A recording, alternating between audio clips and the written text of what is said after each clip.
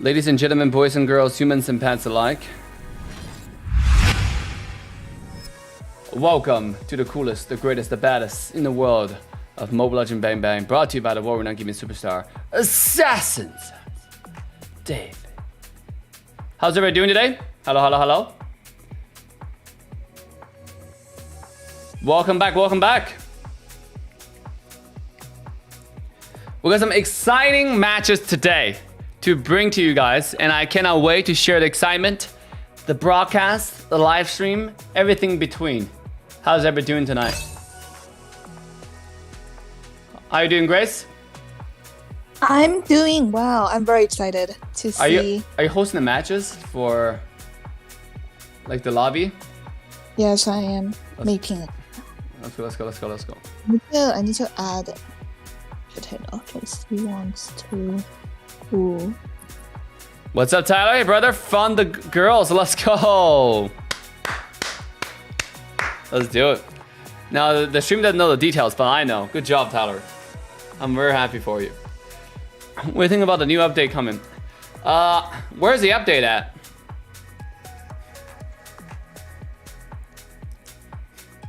What are the matches for today, guys? The matches are quite exciting. Let me go ahead and share the bracket with everybody in the chat. If you're here early, can I join PH server? You can join whatever server you want. It's none of my business. I can finally sleep and eat now. Sleep and eat. Get some rest. I'm still gonna drink powder, so you can sleep and eat. You earn it. I'm gonna go drink some powder later. Wait, you should drink a lot of powder. I think that's how it works. That's not how it works. 3 meals a day. Oh, never mind then. And drinking powder doesn't make you full either. Even if you drink a lot, it just makes you feel nasty. Oh. Okay. Yeah, when you drink a lot of things, you just feel nasty. You don't feel that good. Here we go. That's it, guys. Here it is. I do the eat. This is the bracket today. We're gonna be watching. So some games already have game forfeited. You can see here, and so we already have like certain games gonna proceed to the second round. But we're gonna do AE explicit, Ether explicit versus I do the eat right here.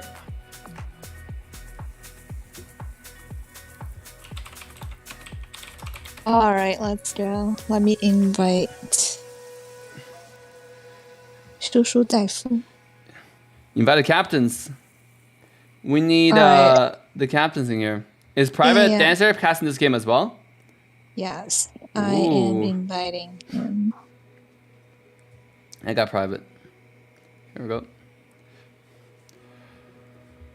Start. I cannot wait. I'm just showing the bracket right now. So far, we have quite a bit of teams who has already made it to the top 32 round, including, but not limited to, The Valley, Team Nilo, Team Gosu, Time Gap, Ackerman, Incognito, Legacy, Apex Predator, Team Sexy, The Simpsons, Vendetta, Yorkies, Exile Outlaws, Team First Blood, Bloodhounds, Kashi, Exile Outlaws. This is so hard for me. Exile Outlaws. I don't know why this name is so hard for me to read.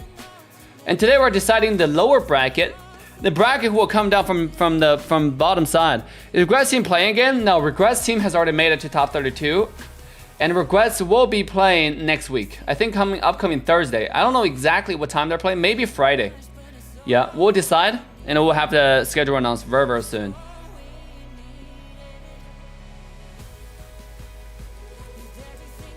Alright. So Riles just texted me and said star 640 still in game. Apparently he's still playing. Well, they lost. If they lost. They actually lost. We have a very clear rule on that. They need to check in 15 minutes before.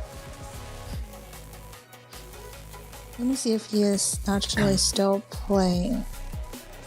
Yeah, he is. I don't care about that. Can we have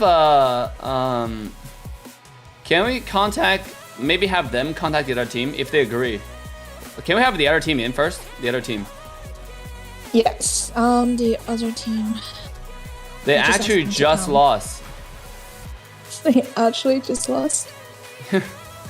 Oh my god, that's so sad. Wait. They just lost for free. I need to do the E1. When Gosu gonna play again? I want to watch her again, so Gosu to play next week, guys.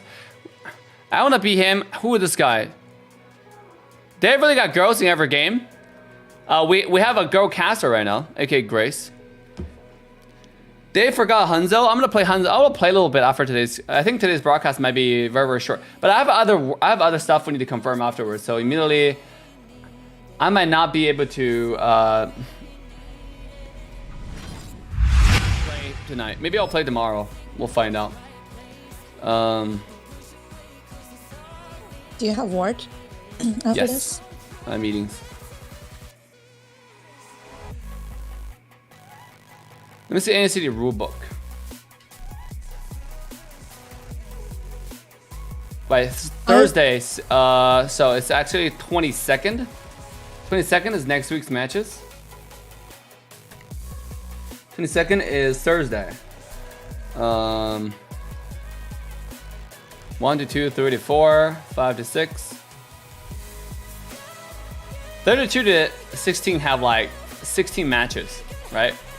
So makes sense. 4 best out of 3s that day on Thursday. That's crazy. Are we even gonna have players available? That's the most important thing. 4 best out of 3s. Oh my god. What does this sound so nice? It's called All We Needed by Koven. Because I bought Isun Shingai that goes melee in range. That's a pretty cool guy. I tried to play ML today. What do you think I should get first? Isun that's a pretty cool guy. It used to be like one of the most meta characters, but not so meta anymore. JL. I have some good news for Dave and for the viewers. I think Riles is probably surrendering. So they're surrendering? What do you mean? I mean surrendering the current game, so he should make it on time. Oh, okay. Yeah, because you know, so they're already past due. Like, can we invite the other team first? I just invited. I also made a group chat between the 2 teams so they can figure it out. Okay. We cannot really wait for them. They are like, our policy is that they are supposed to be forfeited by now, but obviously, like, I want to catch this game, so we're gonna give them a little bit of. I think a lot of times on execution of the policy, it's just like, do we want to do it? You know. Also, when I unlocked the rank mode, it didn't give me the lowest rank. You have to do placement matches. Did you unlock rank already? Then you have to do placement matches. This season's not meta, but I think he's definitely playable. Nobody said he's not playable. He's still playable. Rules are rules. Can't give leadways. That's not what I did. The other team is not in here either. I'm waiting for Gris to invite them. I invited them. Also, Oh, we didn't make any leeways because it's 10 minutes, right? Now it's only what, 2 minutes? Yeah. If both team agrees, in this case they're just late. You know, like they have to agree. Yeah. So basically, if they tell you ahead of time, hey guy, can we? I talked to the other team. Want to start a little bit later. You know, and then we're like, okay. You guys are so nice, so let's do it. Grace and I both like this team, so maybe like. Yeah. So we'll again, this is like it's not even an exception. It's just like the other team is also kind of. Yeah, look, the other team is ready instantaneously. They are ready. Where's AE at? AE said 2 minutes in our little group chat. I don't think we should. I accidentally jumped the voice chat. That was my bad. Which voice chat did you jump into? The random voice chat I clicked on. That was unfortunate. Imagine. Yeah. Where's AE at? I don't see AE in our voice chat either. Oh, there it is. There are 4. Can you invite? Wait, what is this? I have him to go down there, yeah. Yeah, I need. How low is Master 4? How low is Master 4? It's pretty low, yeah. It's pretty low. That means you have not. Oh, you have not unlocked super low rank. Sorry, you have not unlocked the mythic rank. When you say unlock, I thought you were talking about mythic rank. The bracket is. I think the command is not working. Here's the bracket, guys. One team is totally ready. Where's Riles, 1 man? minute. 1 minute. Riles said 1 minute. Just 1 minute in the group chat.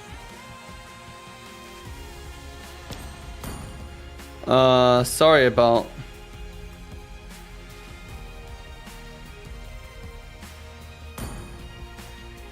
We are.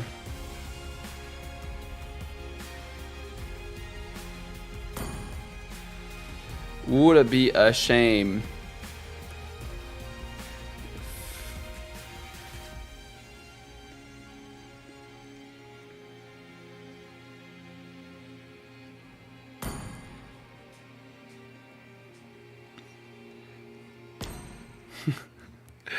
If I play this game consistently, how long do you think I'll reach the highest rank?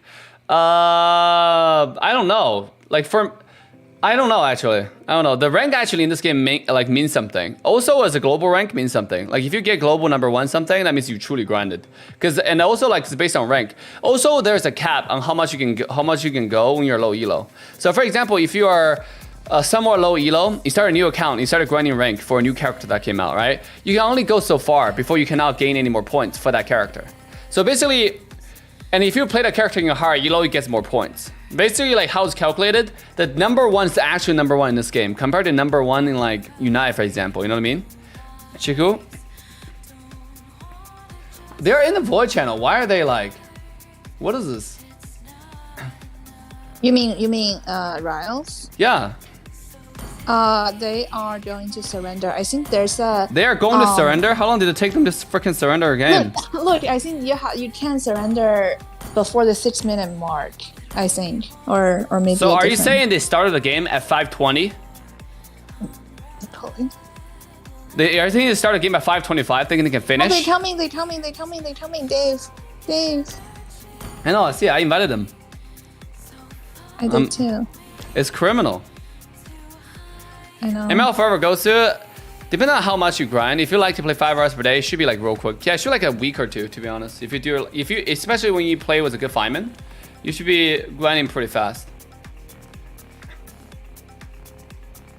Yeah, I was disappointed. All right, I'm excited and disappointed at the same time. I'm excited to see the new AE versus I do the E. Because they have Frankie, they have quite a bit of players who are really good, so I'm excited about it. I want to see the NA upcoming talents. The team who can truly rival some of the top teams in North America. Because right now, like, it's basically being decided in the community that there's going to be one team like that goes to Worlds, right? And then like we don't like that. It's basically like the TTV a while back, if you know what I mean, Chiku. So I don't like that. I like rivals. I like good games to watch. I like back and forth. You know, I like upcoming black or dark horses. Do they say dark horse or black horse? Black horse? Yeah, uprising. Black horse? Yeah, uprising stars. You know what I mean? Like, I like those. I don't like a one-sided match. It just like doesn't make any sense. It's not exciting. Where is Traka, Dave? Does Traka still play or is he not going to jail yet? What's going on? He's like AE also only have 4 people in their voice channel.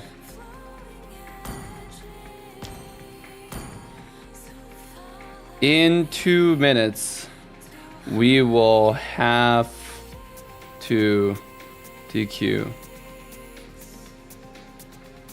if we cannot start.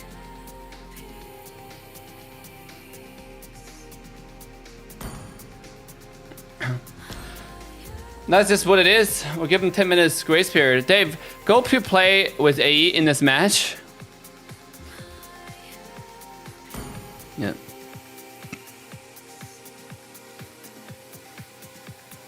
Oh, there it is. Okay. Wait, hold on. Gina crushing on you. Is that their player? I think so. Who is that? It doesn't have AE tag. I don't know the player. Alright. Do you have the server set up? What server? Central. 124. Central server. The default server. Are we good to start? Let me see. We're asking him to... We all east? Hold up. Okay, they both agreed. Okay, then I will change it. I screenshot it, and I will change it to 76. Ooh, let's go. Alright, east. Let's go east, 76. Yes. 76. Yes, Go. I got them. Alright, let's go. Hold on. Alright, so yeah. I'm starting? Yeah, starting. Let's go. Okay, let's go. Alright, ladies and gentlemen. Your team is banning. Let me go ahead and mute my mic, okay? Hold on 1 second. Alright, ladies and gentlemen, boys and girls, humans and pets alike, welcome to the North America Challenger Tournament Qualifier, the elimination bracket. Featuring Team Assassination Esports, actually, I'm kidding. Ether Explicit versus I Do The I Eat. didn't cure the pain. Your Today is the team day. banning. The loser will have to pack their stuff and get eliminated from the bracket from the entire tournament. The winner will proceed to the glorious top 32. Who is gonna win in this match, ladies and gentlemen? I'm your caster, Assassin Dave. With me, the one and only sexy and charming Grace. How you doing, Grace? I am doing well. I am very excited for the competition between AE and I Do The Eat. Me too. Like, which team do you think is gonna win this match? Like, which team do you have your favorites, or like what should we watch out for? Okay, I don't want to be biased, but since AE has team is a banning. larger name, I guess, in some sense, I am looking out for AE. What about you? I actually don't have any preference. I'm excited for both teams. Like, I know Frankie, I know a lot of the players from I Do The Eat, a lot of good players, yeah, who actually, kind of the same Frankie, I think it is, who formed together to be a new team. Now, for Team AE, though, they are, obviously an old brand in North America region. Yeah. So I'm excited for both teams to see, like, if there are going to be any black horses coming up. Now, ladies and gentlemen, who are you supporting? Let us know in the chat. Leave a comment in the chat right now and show some support for your favorite teams. Which team are you supporting? Who is your favorite player coming up? Who are you most excited? Your Heroes, team let is us know banning. in the chat. So let's take a look at the band draft right away. We got Julian first pick. Your Sheesh. team is picking. And we get both Valentina and Firm is banned out, which is pretty good, you know? Yeah, but on the map, we still have quite a bit of characters available. Some popular For example, Akai, Claude. Akai, Belmont. All the characters can be taken out, and I think a lot of times you can take out the. Also, Diggy is actually banned out at this point. Beatrice is also banned out. So speaking of We Claude, get the Claude. Yep. yeah, who's that? Belmont or Akai? You know, which one do you think they're gonna go with? I personally like Bowman more because, you know, it's just hard. It's just really hard to counter that red tree plus lethal. Oh, we actually get Akai. Your team is Akai is pretty decent as well, but that does require a lot of coordination from the team to help Exactly. secure the objectives.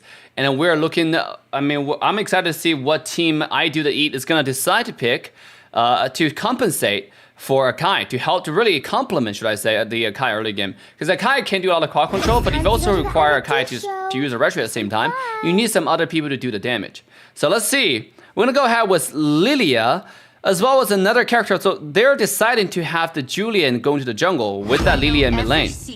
Ooh. They actually launched an is picking. Esme. Yo, what happened to AE? Dairoth, I think I'm expecting a Dairoth from Team I Do The Eat. They might be eating this Esmeralda alive, to be honest. Now, Esmeralda is a pretty strong character, again, from our discussion with some of the top players in North America, but is it the best character?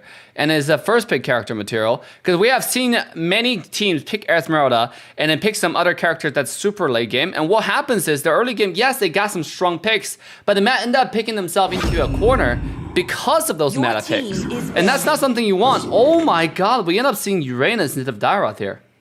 Look, actually, yesterday, the match that we casted for, they had, so Elvis's team, yeah, they had Dairos against Esme, but Esme just beat that Dairos, you know? So Yeah, sometimes it's just player based. Maybe they don't play Dairos, that's a problem. Yeah, maybe that's just pure gap, you know? When you have pure gap like that, like there's nothing you can say, right? I can pick Layla and I can destroy Ling at the same time. And that happens, you know? Like when I play ranked, especially when he first started playing like a lower elo. Yeah, if you're gonna play, that's just pure skill gap and like game gap or player gap, I should say. In this particular case, it's a professional casting.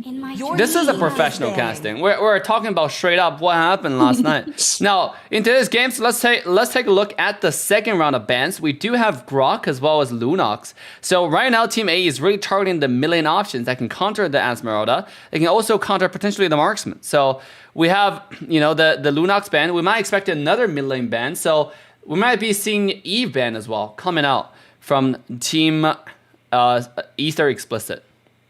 Yeah, and Team I did eat band out Brock.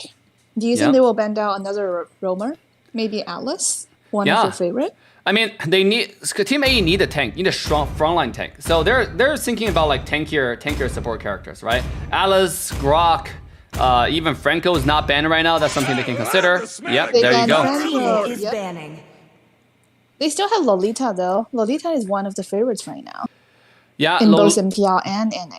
Yeah, absolutely. Lolita is pretty popular, I would say. Lolita against Claude, there's not too much you can do in that front because Lolita's crowd control is very one-dimensional. You know, like it doesn't really have a lot of hard CC when a Claude is coming in. If Claude comes in with the Blazing Duet, you need someone like the Franco, and that's I guess that's exactly why they banned out Franco over Lolita, right? Because if Franco come in with the you know, the meat cutter. What do you call that ultimate? Among the planes exists Your the team bloody is hunt. picking. Bloody hunt? No way. No, it is bloody hunt. Okay, if Franco comes in with a bloody hunt, right? Just chew up, should I say, the Claude in place. Your That might be team is that might be picking. like, you know, troublesome. So that's what they did, and sure enough, we have E being banned out here. Now, ladies and gentlemen, we still have Atlas available, if that's something that they want to go with. And Atlas and Julian can do some sick wombo combos. On top of it, you have someone like Uranus, you have someone like a Kai, you can actually pick out 1-1. That's something you can consider. I understand 1-1 does get countered quite a bit by Claude. So that's something that people don't really pick that much up, don't pick that much anymore. But nonetheless, it's still something you can consider. And we're going to go with Rafaela. If they go ahead and do that, AE is looking at a very squishy comp besides the Esmeralda. But looking for Esmeralda to frontline is really a huge mistake. Can we talk about how Kai is having sprint Your team is as picking. the spell? So maybe a Kai's not doing jungle? I think he's just doing that to troll right now, to troll the Okay. chat. You know, I don't think it's serious. I don't think it's something legitimate, right? I mean, in competitive setting, we're not going to expect a game without retribution. Come on, let's be real. I know. But I mean, I wouldn't be surprised if they choose another jungle because Maselda can go mid and Akai can roll. You know, they just can fill multiple roles. True. Or maybe like Akai just forgot about it. Okay, there you go. You know, speaking of forgot about it, here we go. We have Akai switching a skin, switching the retribution. You know, just for funsies, because why not? Let's take a look. At this point of the draft, I do want to say I prefer the draft coming out from the team I do the eat, but their composition is heavily focused in late game. You have Uranus, who's right now in the current meta, is only tanky in the late game. You have someone like Akai, who's like, you know, can't really do much by himself in the early game. And then Claude is heavily late game. And you have also on top of it, Xavier, who's heavily late game. The early game, you're mainly carried by Mathilda and Akai. So can they hold up against the heavy snowball comp from Team Assassination? Team Ether Explicit, Team AE. Smash them. That's something we shall find out. All troops deployed. Well, so, you know, Lilia is a very early game, right? And Yep. Xavier is late game, so I'm thinking Lilia can really dominate the mid lane as of, you know, early game. However, they do have a Matilda to help that Xavier. So I'm very... Yeah, but Let's you can already see what is see happening. you can already see the power dynamic. Easily the mid lane, the Lilia and the Rafaela combo is gonna be trumping the other side, the opposition, right? They're already putting a lot of pressure on, they clear the wave a little bit faster. But nonetheless, Frankie is still playing very aggressive. Going forward, this is a 3-3 clash towards the Lethal Wanderer. Let's see who's gonna get this. It turned out Raul's gonna go ahead and easily throw a skill plus a Reggie to secure the Lethal Wanderer to the blue side. A beautiful execution. Just a little bit of skirmish towards in the middle lane. Yeah, what I heard is that if you have a Lilia as your mage, right, you shouldn't even let the jungle the other side to get close to the lethal wonder, because you should just zone them out since you are so powerful early. Yeah, speaking of top lane, we got a little bit of skirmish coming out. Celestial taking wherever low, down to one auto attack before he has to go down. But a little swap there from the claw to make sure he gets himself away. And then we have a Brody cannot find any more damage into his health bar. So beautiful execution, just a little bit of trade on skills, but nothing too much came out of it. And he is getting very low because of the Maselda's poking. Yeah. They're actually invading right now. Yeah, look at Akai. Already level 4, but looking for a little bit more aggression here. Rao's gonna come here and secure the little camp and get himself to 4.5, but a turtle is coming up in a second. Which team gonna rotate first? Look at Xavier's position though. Skill 1 without the skill 2. Not gonna chain that combo there, but Lilia is gonna quickly shove the mid lane. Meanwhile, Rao's coming in with a 1 combo onto Frankie, with Esmeralda rotating towards the mid lane as well. Yeah, and Lilia is already level 4. Oh, Xavier just used the down light to get Lilia to very low. But Akai is not even in position. Yeah, AE do have a better position. Yep, For the turtle. Looking for it. Rao's going in. Knock up, connect on one person. Xavier taking low. Akai using the ultimate, trying to push Rao's away. Yeah. But Rao's coming in with a retreat. He will secure the first turtle to the favor of Team AE. And Whoopi in the backline. Find a beautiful flank onto the carry. Actually, onto the mid lane. Xavier will go down as well. A 2-0 trade, and AE will take the turtle as snack. Yeah. That's the early game advantage that we were talking about with Lilia and Raph. Exactly. Basically, this is the late game versus early game snowball, right? Exactly. Late game, if you look at AE, they really only have one person, which is Esmeralda. But late game, I mean, for team I do the E, they have quite a bit of choices. Claude, they have Xavier, Uranus. Yeah, and let's look at the skirmish on top. Xavier just used his Dawning Light Fulfilled to snipe the Brody. Yeah, and even if you land it, I think it won't be lethal. It will definitely be like quite brutal. You might have to recall back to base. You know, you might miss some minion waves. Oh, speaking of recalling, here we go. Akai with the ultimate onto Lilia, but he's all by himself with 0 follow-up. And a Coup de Grace. Okay, that's actually our caster's name over there. Is gonna have to back away to the crack of shame. Speaking of backing away, Frankie might not be so lucky as Rouse will find another pickup to the favor of Team AE. And he's looking for a second one. The combo connects. The auto attack will make sure that Team I do the East mid laner find himself in the black and white screen and make a double kill as Lilia will put the nail on the coffin for this Xavier, for this Akai. He is just dominating right now. They're just snowballing and they are getting the blue buff as well. That's what we were talking about, you know? Like, if you choose Akai, the team has to coordinate really well, otherwise you just waste your ultimate. Like absolutely. Yeah, absolutely. Rouse is popping off right now. I mean, this guy, at this point of the game, 4 minutes in, he already finished off. He's actually building full tank. Look at the Rouse item. He has curse helmet as the first item at this point, and that's actually quite interesting building the jungle. I guess they're really looking at building Julian similar to how they build something like Karina top lane. Dawning Light's not gonna connect. Simple is gonna get himself to safety, but he will get ulted by Mathilda. Just one more poke and he will go down. Sure enough, Frankie will pick up the kill and punish the overextension from this marksman Brody. And Frankie will get himself away to safety back to the tier 1 tower and giving AE an easy access to the turtle. Yeah, and you still get the better position for turtle. I think, you know, Julian's knock up, you know, the ult knock up is actually really useful. Like, you just build tanky and then you provide that crowd control to the teammate. Yeah, oh, Frankie top lane was not engaged here. Down Knight once again just find himself a little bit too wide to hit. And we have a little pause request for the players. Looks a little bit of lagging action from the players here. I wish I'll find out exactly what happens, but a little bit of trade, a little bit of back and forth. And we do have a little bit of comeback kills from a team I do to eat. They do have another 2,000 gold deficit in their pocket. That's something that I need to consider going forward. And I do need to deal with this pause right now. Yeah, absolutely, absolutely. You know, at this point, we're looking, we're waiting, you know. And I'm gonna give you a beautiful face while we're waiting for the pause.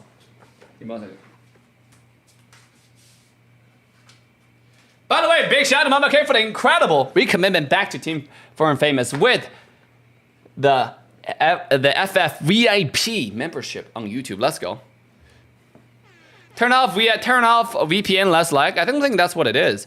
Here's a bracket, but I don't know who is playing. So right now we're playing team Aether Explicit versus I Do the Eat.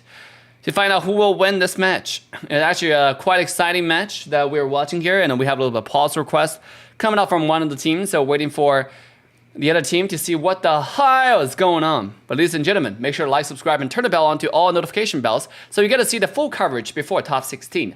After we get to top 16 off this game, we will have the official coverage. Go ahead.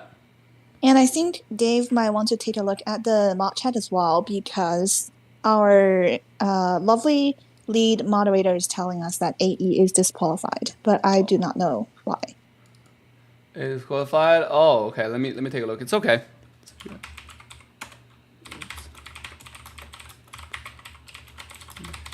Man, that's fine. That's fine. Have continued the match. Can we play or no?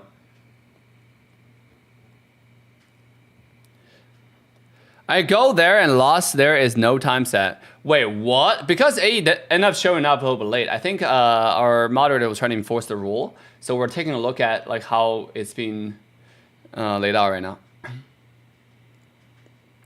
Yeah, let's go. Oh, but the problem is what's going on with the pause, by the way? Why are they pausing? Because they are asking. See, they asked for a pause. Sakura asked me to pause. Oh. And the players also asked me to pause in game, right? You saw that. Yeah, the player asked to pause, but what's going on the player side? Is everything okay? You double check. They none of them messaged me. That's why I'm confused. That's why I'm confused. Oh, I see. Yeah. I see. Makes sense. All right, cool. Cool. Okay, yeah. So apparently AE used a different sub than what they have submitted. So unfortunately, they will have to be disqualified from this tournament, which is quite unfortunate. Yeah, GG's. All right. That's criminal. I thought I was in their roster. That is criminal. That is okay. Indeed cringe. Yeah, can you tell private as well? Let me tell private, actually. Yeah. AE is using a player that's not in their roster. Yeah, I thought they were doing good. They were having some pretty good players. I mean, they were doing pretty well, but unfortunately, they will have to be DQ'd because they're playing with a player that's not in their roster. Ay. That's rules really are rules. sad. Yeah. Yep. Rules are rules, my guy. So I guess we continue the game and we just tell them to tell the player to surrender. Tell either side. Tell the other side to surrender. Yep. Tell that AE is going to I Do the Eat that they have proceeded to the top 32. Okay, so let me text the group chat. Yep. That is criminal, guys. That is truly criminal. That is truly criminal. I did not expect that to happen, but unfortunately, that is what it is. You know, when you don't follow rules, when you don't have players ready, that's just what happens. So, I did not know that's the case. That was crazy. Well, no. That's, you guys are tricking.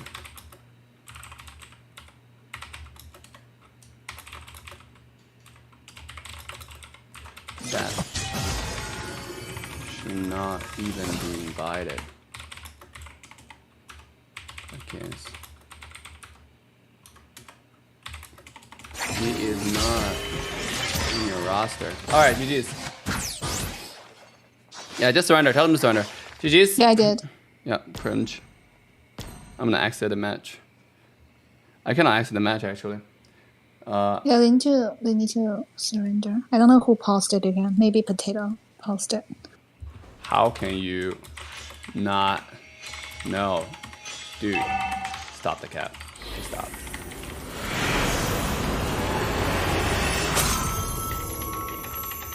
Victory! That is so cringe. That is so cringe. Yeah. To be fair, it's also something that we can do better next time to, check the roster. Dude, that is criminal, bro. That is so criminal. Imagine. It is. is. You know what Ross told me? Ross said I don't know the rules. I was like, how do you not rule? You cannot invite people outside your roster. that is actually cringe. Like that's Yeah. this is cap. You're just full cap. You know, like don't say that to me, dude. Like, you know, it's okay. It's okay, bro. All right, let's go next. Yeah, I know they were doing so well. That is criminal, dude. Dude, that was criminal. Apparently, one of the player was not waking up.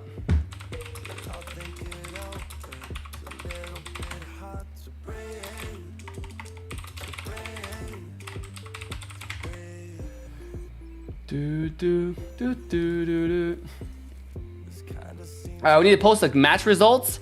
So you have another game that you're hosting, right? Which is... Let me take a look. So we have another match going on very, very soon, guys. That is unfortunate. That is just so unfortunate for AE because they were doing pretty well. So, all right, I think the next matches I'm gonna leave that to Grace to host that game. Is there any other games that we can watch? I don't know if there are any other games that we can watch that are good. Watch the games that I'm hosting. I mean, after this one, it's going to be Shadow Knight. Is Shadow Knight a really good team? Let me see. I mean, Shadow Knight has Drew. Your buddy okay. Drew. Let's go. Let's do it. Yeah, Host it up. Well, I honestly I mean, lost all. Dude, I wanted AE too. I was excited for AE, man. I was so excited. I know. I literally said that at the beginning. Wait, let me just check my results. So, okay.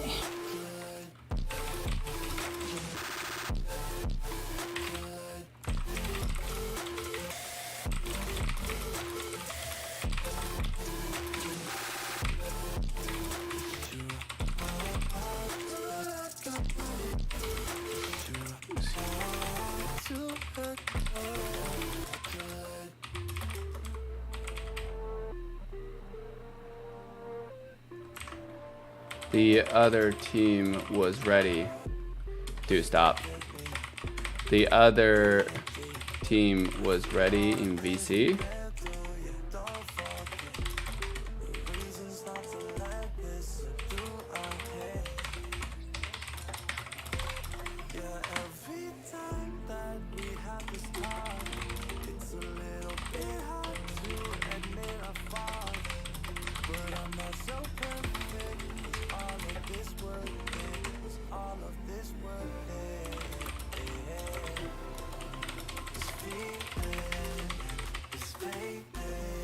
Let's go. Yeah, the other team has got an auto win because no matches. 6.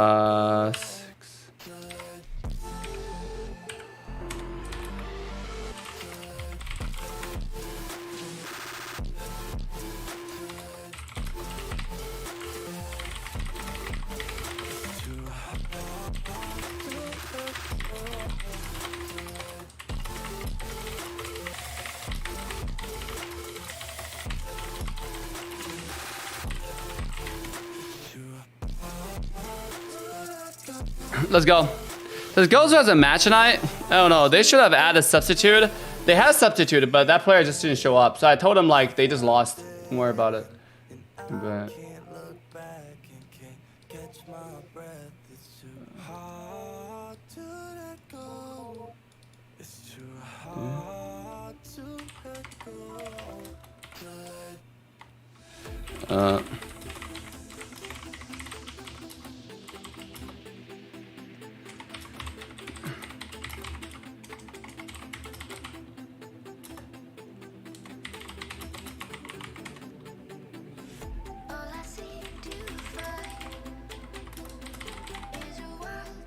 all right, here we go. Let's wait for the next match. We do E since E disqualified. Okay, so we're waiting for the next match, guys. I was talking to Riles about like why they're disqualified. 45 Claude, doable. Does Ghost have the match tonight? Those that have match tonight, Ghost has a match next week. I think it's either Thursday or Friday. The Valley played? Yeah, they have already played. David, 300k. What WTF? 300k. What? 300k. What are you talking about, my dude? Okay, so let's see our match. Waiting for the next match to see if the next match is gonna start or not. Let me see if there are any other good match that's starting. Is Nitro Esports versus Alice Warrior starting? Because if they are waiting, we can cast another game. Let me see. Who's casting this? Ali. Stream. Are you hosting Nitro versus?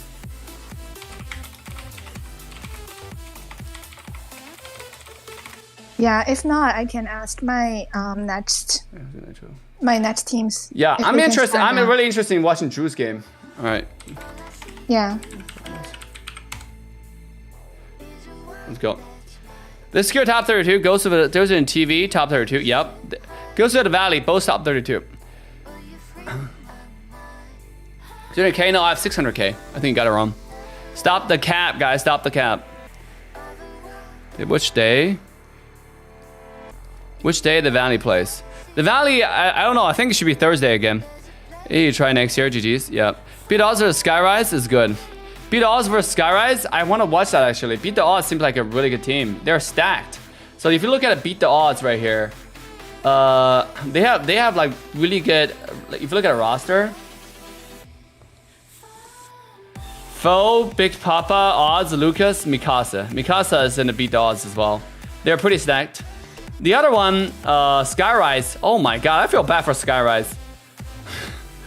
There have to be so many people. Like Batcat, coming down to loser bracket, winning against Easy G's, and then their next opponents beat the odds. I feel bad. Just show you that this tournament is really competitive. You know what I mean? So Have you heard back from? yeah, Ali said I can Michael? cast this game. Have you heard back from your game? I haven't asked. I was hoping to ask after you heard back from Ali. Yeah, Ali said I can jump in her game. I can cast the next game I will cast is gonna be Nitro Esports versus the Black Bulls.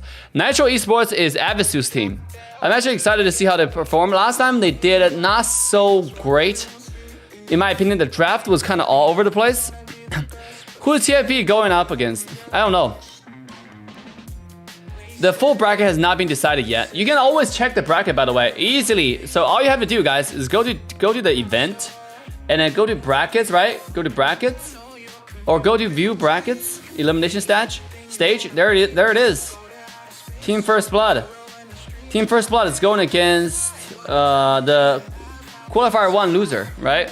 So we haven't had the team coming in yet. So we don't know who Team PIP is going against. But once we have the full roster here, you're gonna see it. Yeah. Is Raul's in the chat? For Nitro. Yeah, for, GG's, Raul, for Nitro. GG's. Oh my god, that's so unfortunate, dude. Wake your freaking teammate up next time. Criminal. All right. That is indeed. That's indeed a criminal. Yeah. Yeah. We still love Raul's though. Raul's also streams as well. It's unfortunate. We didn't get to see more action from me. Wow. Yeah. That was some nice Julian action there, and We're also really looking forward. yeah, nice action, nice flank action from Whoopi on Esmeralda. I was commenting on it. A beautiful flank from the Esmeralda played by the Whoopi. Will make sure I do the E-Millionaire find himself in the black and white screen. That's what I said. And then you guys got disqualified. And then we got pause. Yeah, we got paused. Just grind for next time, exactly. Next year we have quite a bit of tournaments coming up, so again, probably gotta read a rule book. I don't know why. This is a professional tournament. This is not some like tournament hosted by like one person that can decide all the rules. This is even then, if the rule keep on changing, it's not a good tournament, right? This is a professional tournament. This is an M4 qualifier we're talking about here. You know, it's serious stuff. Serious stuff. All right, so yeah. All right, let's go. Cast for this. Serious stuff, dude. Here we go. It's for M4, my dude. We can actually make the rules. The rules have been decided by the entire mod team. Share bracket, Dave. All right, here we go. I'll share the bracket here. Give me 1 second. Here's a bracket because you guys can find it. For the M4 is banning. NACT fall season M4 NA qualifier.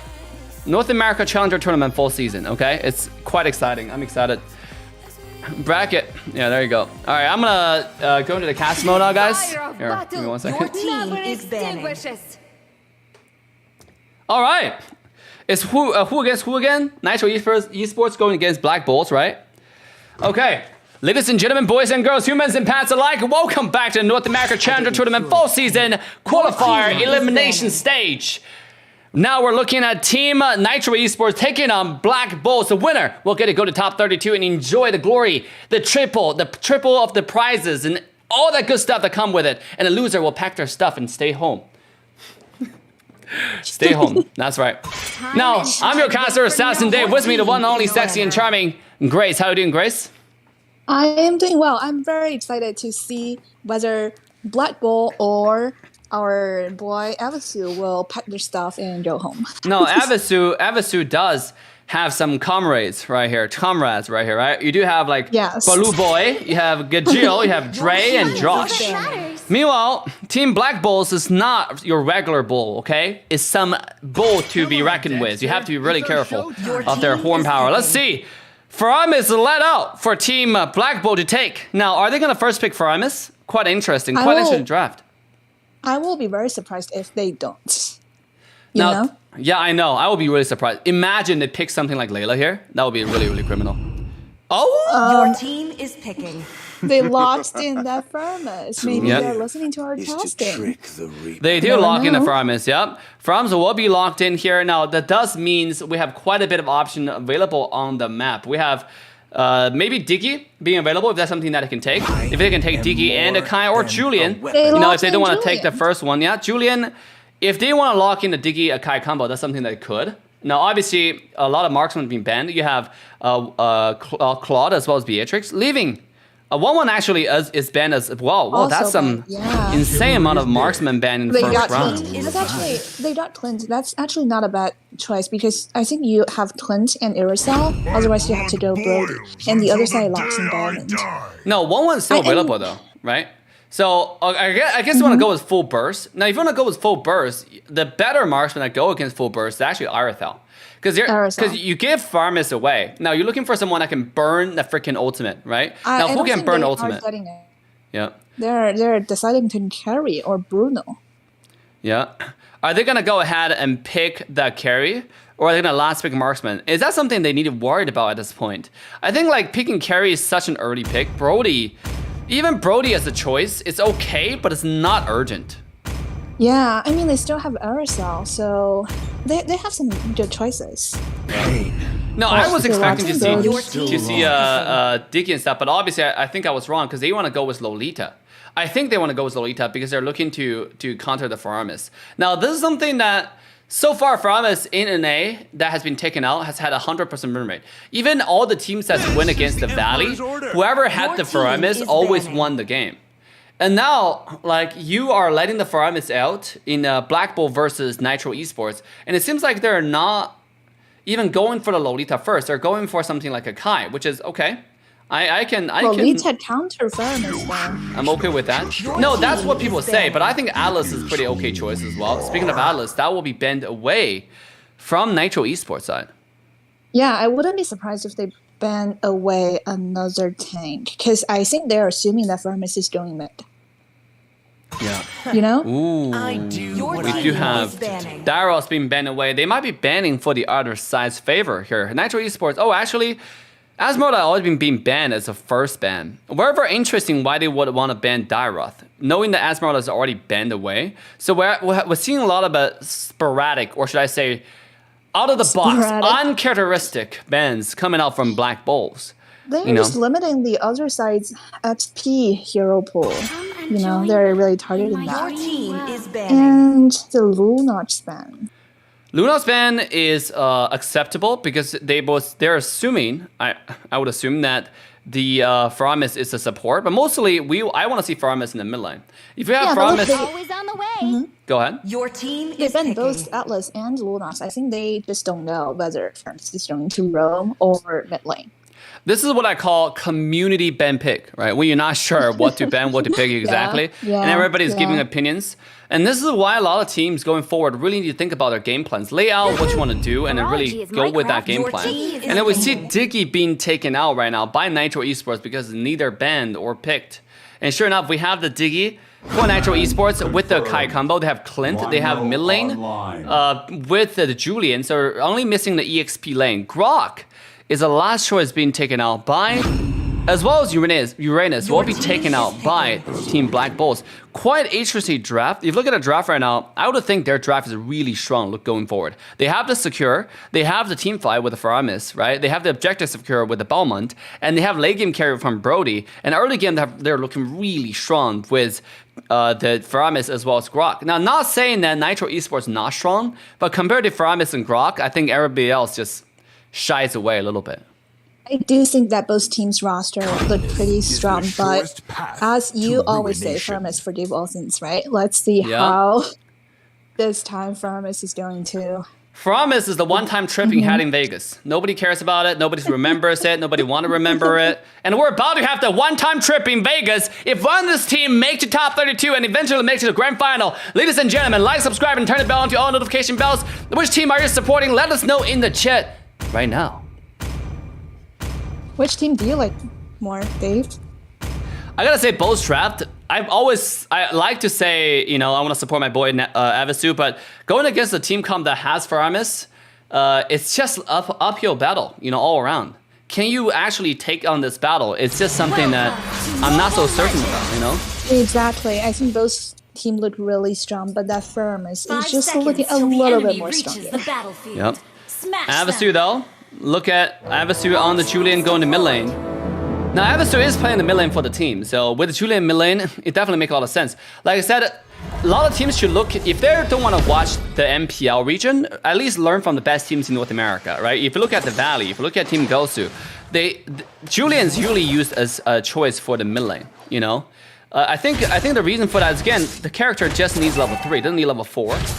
It does, so going to this jungle is just a waste of opportunities when you can have another character that goes to the jungle that gets level 4. Speaking of going to jungle, Uranus already finds himself into the opposition jungle area, looking to do a little bit of damage, but Akai is not interested in the Lethal Wonder whatsoever, rotating directly from the red to the blue, and now he's going to use the Retribution to go to secure the blue buff and then find himself attacking the Grok. Oh my god, some tank-on-tank violence right here.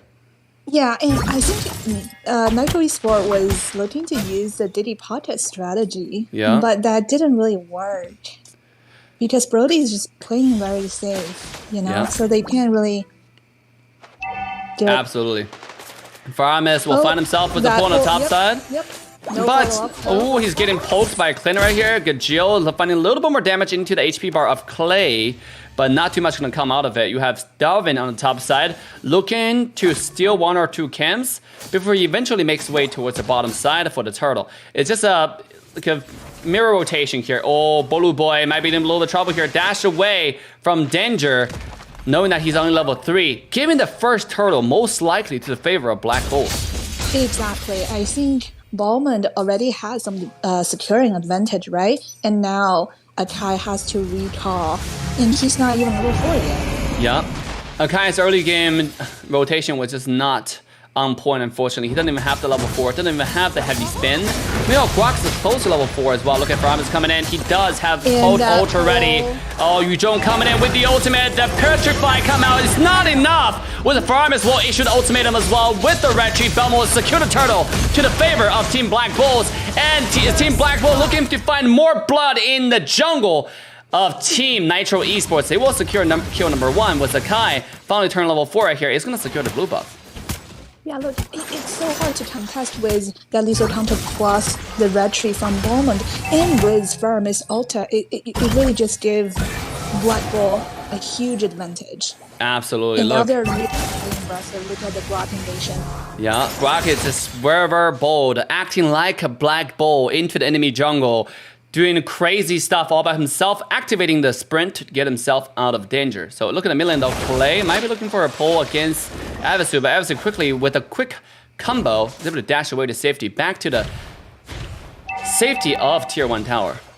Yeah, and Julian does have a lot of life steal, so it's really hard for Faramis to 1v1. And Faramis can only poke him a little bit to have... Dre has been fenced in behind the wall. Activate the ultimate. The time travel is going to be enough. One more auto attack from the cannon will secure the kill to the pocket of Black Bulls. Talking about MVP minions. Talking about the minions that wins you the game. Talking about winnings.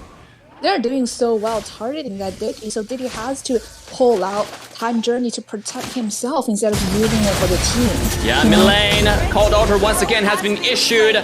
The mid lane has been taken down, and it seems like Josh will barely find himself escaping from the claws, from the hurricane of Team Black Bulls. And let's just look at the rotation. They always strip it as 4 people, give the other side huge pressure. Yeah. And now they are taking down the shield, definitely. And look at that pull from Farmus. Yeah, giving away Promise. Again, that's just something, like I said, 100% mirrored in NA so far. And we might see that win streak continues, but everything can change. The second turtle coming up. Evan's looking to jump in here with a combo. Akai with the ultimate. And he will secure the turtle. A beautiful, beautiful heavy spin from Akai, but at what cost? He will pay for the objective with his life. Somebody may say that being a worthy trade. Meanwhile, a beautiful flicker button come from Dre on the Diggy to make sure he finds himself in a safe place.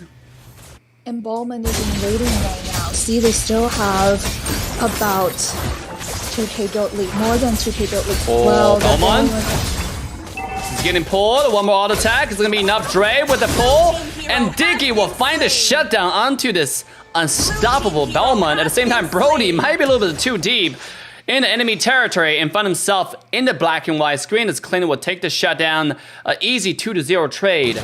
Nice punishment coming out from Nitro Esports. Yes, Nitro Esports. We have a pause Esports is... Oh, pause. Ooh, I cannot pause. I was a little bit confused. Yeah, I'm going to go ahead and pause the game for the team right here, and I'll see what's going on. We'll go ahead and ask if there's anything that we need to check right here. This game is moderated and facilitated by our lovely mods, aka Alira. So let's go ahead and ask Ali if everything's okay. So I'm gonna go ahead and confirm with the moderators to see if, if we got Ali. Okay. Yeah, I'm gonna confirm with the monitor to see what is going on behind the scene. Did anything we need to do, or how long do we need to pause? Well, all community exactly like, subscribe, and turn the bell into all notification bells. Diggy is definitely Time Journey is looking really good. Nitro Esports sounds familiar. Yeah, they have been in the NA scene for quite some time, but coming to this game today.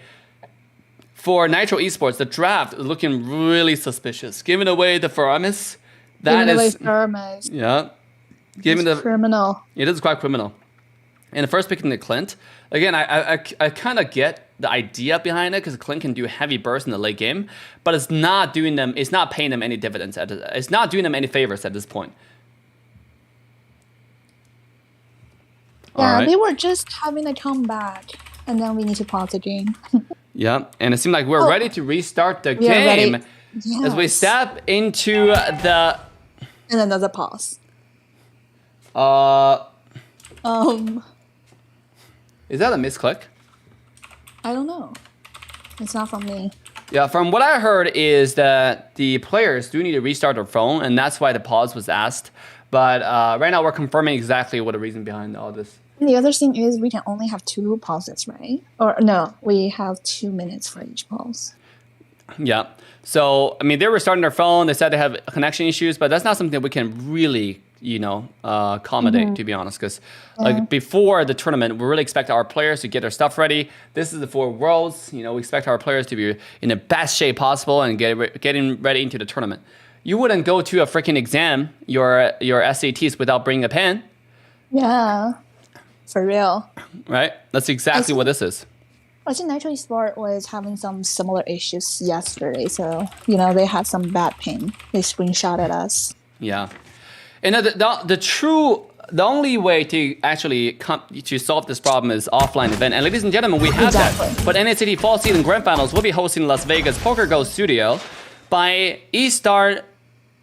eStar.gg, or should I say by Team eStar, and they are a phenomenal production team. So we're actually really excited to work with eStar for the grand final event. We have a huge event, and you have not signed up. If you're planning to go to Vegas on October 30th, which is one day before Halloween, feel free to go ahead and sign up with the form and let us know if you plan to go. So we have a bunch of prizes ready for all the live viewers. Speaking of live viewers, look at Akai with a beautiful heavy spin, pushing Akai all the way back towards his team. But Akai is not really phased by any of this. It turns out the Cold Ultra is ready to be issued at any time. And sure enough, one Cold Ultra is going to bait out many skills, including Yuzhong's ultimate as well. Avisu coming in with the skills, so Darwin looking very, very low. The time journey will be sent out by Dre, and it seemed like just going to be a trait of skills and nothing else going to come out. Look at Avisu. One more burst, one more all attack.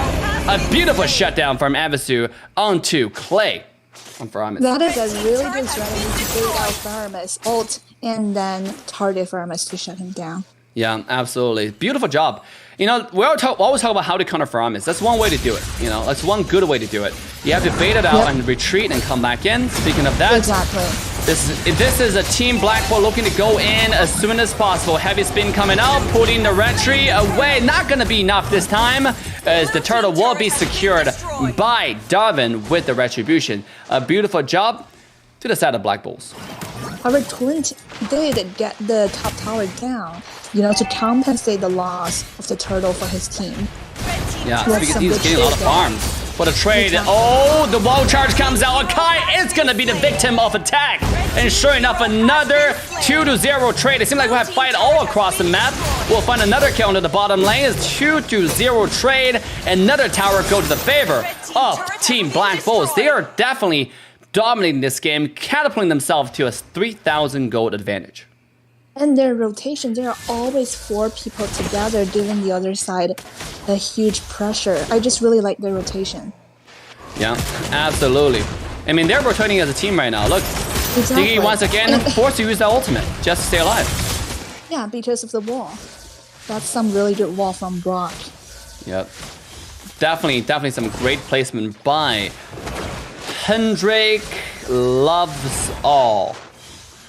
And Clint and Yuzhong switched lane. I think Clint needs more farm from the bottom lane. Look at Clint's item right now. He has 5,500 gold, sitting at 1 core item, which is Endless Battle. And they're going for the item number 2. But before the item on the top side, we have a little bit of skirmish. Belmont found himself into the team fight. Urina's looking to jump in. Got a burn. He's going to burn the ultimate from Josh on the Yuzhong right here.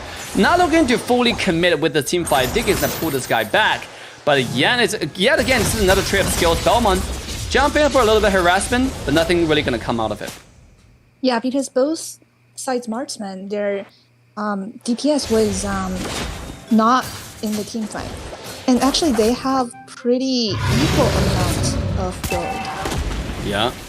And Lord has just been spawned on the map.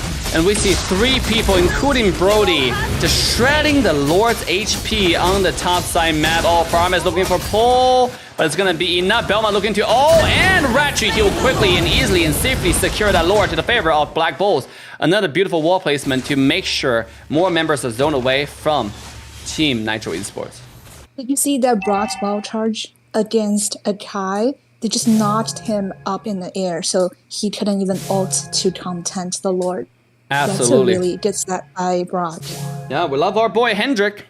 Onto the Grok performance, you know, we like to see some Grok. Right now, Grok has really gotten a bad name. Less and less teams like to use Grok. But to be honest, this small to tiny, you know, bug that can flexible enough to change the size is actually making quite a name for itself on the battlefield.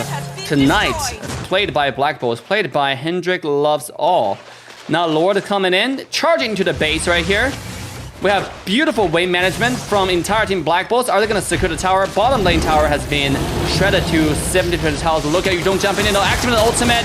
Clay Magic, activate a cold ultra just to stay alive. But Yuzhong seems like he's still charging in, looking to find more health, more damage into the health bar. But it turned out a quick finger from Brody will make sure his heavy engage will be punished to the full extent, and the price is death. And another knockout by the Brock to, you know, scare the other team back. Yeah, Grok's definitely doing a good job of like zoning an team away. And meanwhile, what do you think about the Yuzhong heavy dive over there? Like, I don't think it's worth. And that's why I was kind of confused about the Yuzhong pick. I think they want to use Yuzhong to bait out the cold ultra, but it's definitely not paying them any dividends. Oh look, they banned most most of the meta EXP lane, right? They banned out Asme, they banned out Dairos, and they picked Uranus. They definitely had a plan when they were doing the BP, right? Yeah, absolutely. And I mean, to give Nitro Esports some credit, they kind of need to do some engage, like you said. Otherwise, they're just, sitting at the base and not doing anything. Yeah, because of the Lord, Team Black Bulls is able to catapult themselves to a decisive 6,000 gold advantage. And look at items right now. Grok has 5,400 gold compared to Yuzhong, a side laner, who's only sitting at 5,300 gold. Yuzhong has absolutely no items at this point. Look at a Grok. They're both sitting at 2 full items, but Grok is progressing ever so slightly faster. And look at the marksman side, right? Brody already have Blade of Despair, already have the Malefic War. This guy's fully decked out. Look at Clint at this point, right? Clint is actually fairly sitting at a similar item, 2 items as well, but he's probably the only hope. Only hope for their team. Strategy. Go ahead.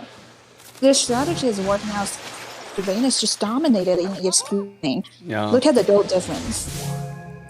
Yeah, Uranus 7,700 gold compared to 54. It's absolutely criminal what is happening right now. And look at Black Bull just controlling the way, make sure they're not giving the enemy too much farm. And now with the lore coming up, we already have Brody, Faramis hitting the lore, shredding the HP bar. And when Grok is using the wall to zone the enemy away, Team Natural Esports really having a hard time finding their way into the team fight. And look at Faramis coming in with the pull. Dre, wherever low, down to 1 HP. Isn't it go down? And sure enough, he will not. Beautiful pull from Dre, but lore does go to the favor of Team Black Bull. A job well done, nice zoning, nice positioning, and nice secure from the entire team of Black Bull.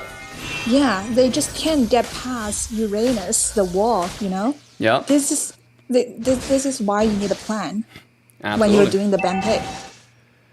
Yeah, like this is absolutely criminal. At this point for Team Nitro Esports, they're stuck between a rock and a hard place, right? Like they have to kill them twice. They have to kill the entire team of Black Bull twice. And Black Bull has really tanky characters. Grok, Uranus, Belmont, and Brody's not going to be a target you can reach. Faramis, well, like, you can target Faramis, but Faramis is obviously going to be just one of the person. If he use ult, he's job well done, right? He's done. He's done his job properly. So let's take a look. To get, the Lord is full HP. Charging into the base, marching. The Black Bull Hurricanes marching to the base of Nitro Esports. They're looking to pull up the defense, but it seems very difficult. Akai finding the flank from behind. Got a burn taken low, but not taken down just yet. And Lord is already hitting on the Bird Crystal itself. But it seems like Black Bulls are taking their sweet time. Usually Black Bulls are known for playing very ferociously, but not this game. They're taking their slow time. They're not making too many goofy plays. They understand they got 2 high ground towers already. They're just playing very safe, playing very disciplined. This is a Black Bull I'm excited to see going forward into the tournament. Yeah, I'm very impressed. They're playing very disciplined, like you said. It's definitely not one person's decisions to pull back. They have they show some really good communication. Their entire team just decided, wait. Evasu looking for the flank in the back line, but Calder has been issued. Evasu is the one who's looking to fly away. Brody's ultimate is not going to find more HP, but Clay says no. A flicker plus skill 1 will make sure the mid lane from Team Nitro Esports find himself in the black and white screen. That's bang, bang, bang, nail on your coffin from Team Black Bulls. Look, they tried to engage, which was good, but they just can't get past the Uranus wall. They just can't kill the Uranus. That's a huge problem. Yeah. And I gotta say, Evasu, if he didn't miss the skill 1, he might have the opportunity to one-shot on the Brody, But any mistake on the battlefield at this level is just gonna be heavily punished. Black Bull has proven to us they're a disciplined team, and they're a steady team, and they know exactly what they're doing, right? Even though like, there might be some unchecked bushes into the base, but nobody. It's kind of hard to tell, right? And then obviously Faramis ulted just in time, so. Yeah, they had planned. They have 10,000 gold lead. Look at that. Yeah, 10,000 gold lead is a vertical mountain to climb. It's nearly impossible. Look at the base for Team Nitro Esports. It has been completely shattered to the ground.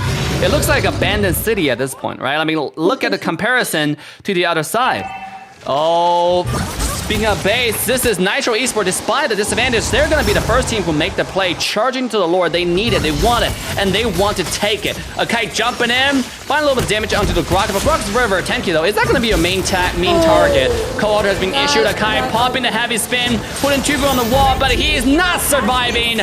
Brody will use the ultimate, issue the ultimatum, and send this guy back to base. A 1-2-1 trade so far though, but Team Black Bull still have the jungler alive. The Bellman with the Retro available in the arsenal. This looks like an easy Lord for Team Black Bull. Don't give up on Farmers. The broad was literally getting so low. It looked so juicy, and then Farmers just came and used that altar, and then just turned the tide of the team back. Yeah, absolutely. This is exactly why you don't give out Farmers, guys. This is exactly why you don't give out Farmers. Yep, Farmers forgive all sins. Exactly. Faramis does forgive all sins. Like I said, it's a trip to Vegas. That's what Faramis is. You know, you do whatever you want. And that's look at the top side. The tower is barely hanging on to to any HP right now. It's directly to the base. That's what I like to say. You know, this is now unstoppable.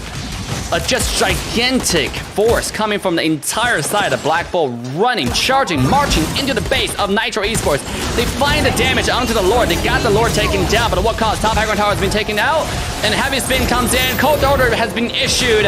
Everybody's reviving. Team Black Bull cannot be stopped at this point. Diggy being taken down. That's kill number 1. Black Bull looking for kill number 2. Immortality comes out. Minion waves already on top of the crystal. And ladies and gentlemen, Black Bulls will proceed to top 32.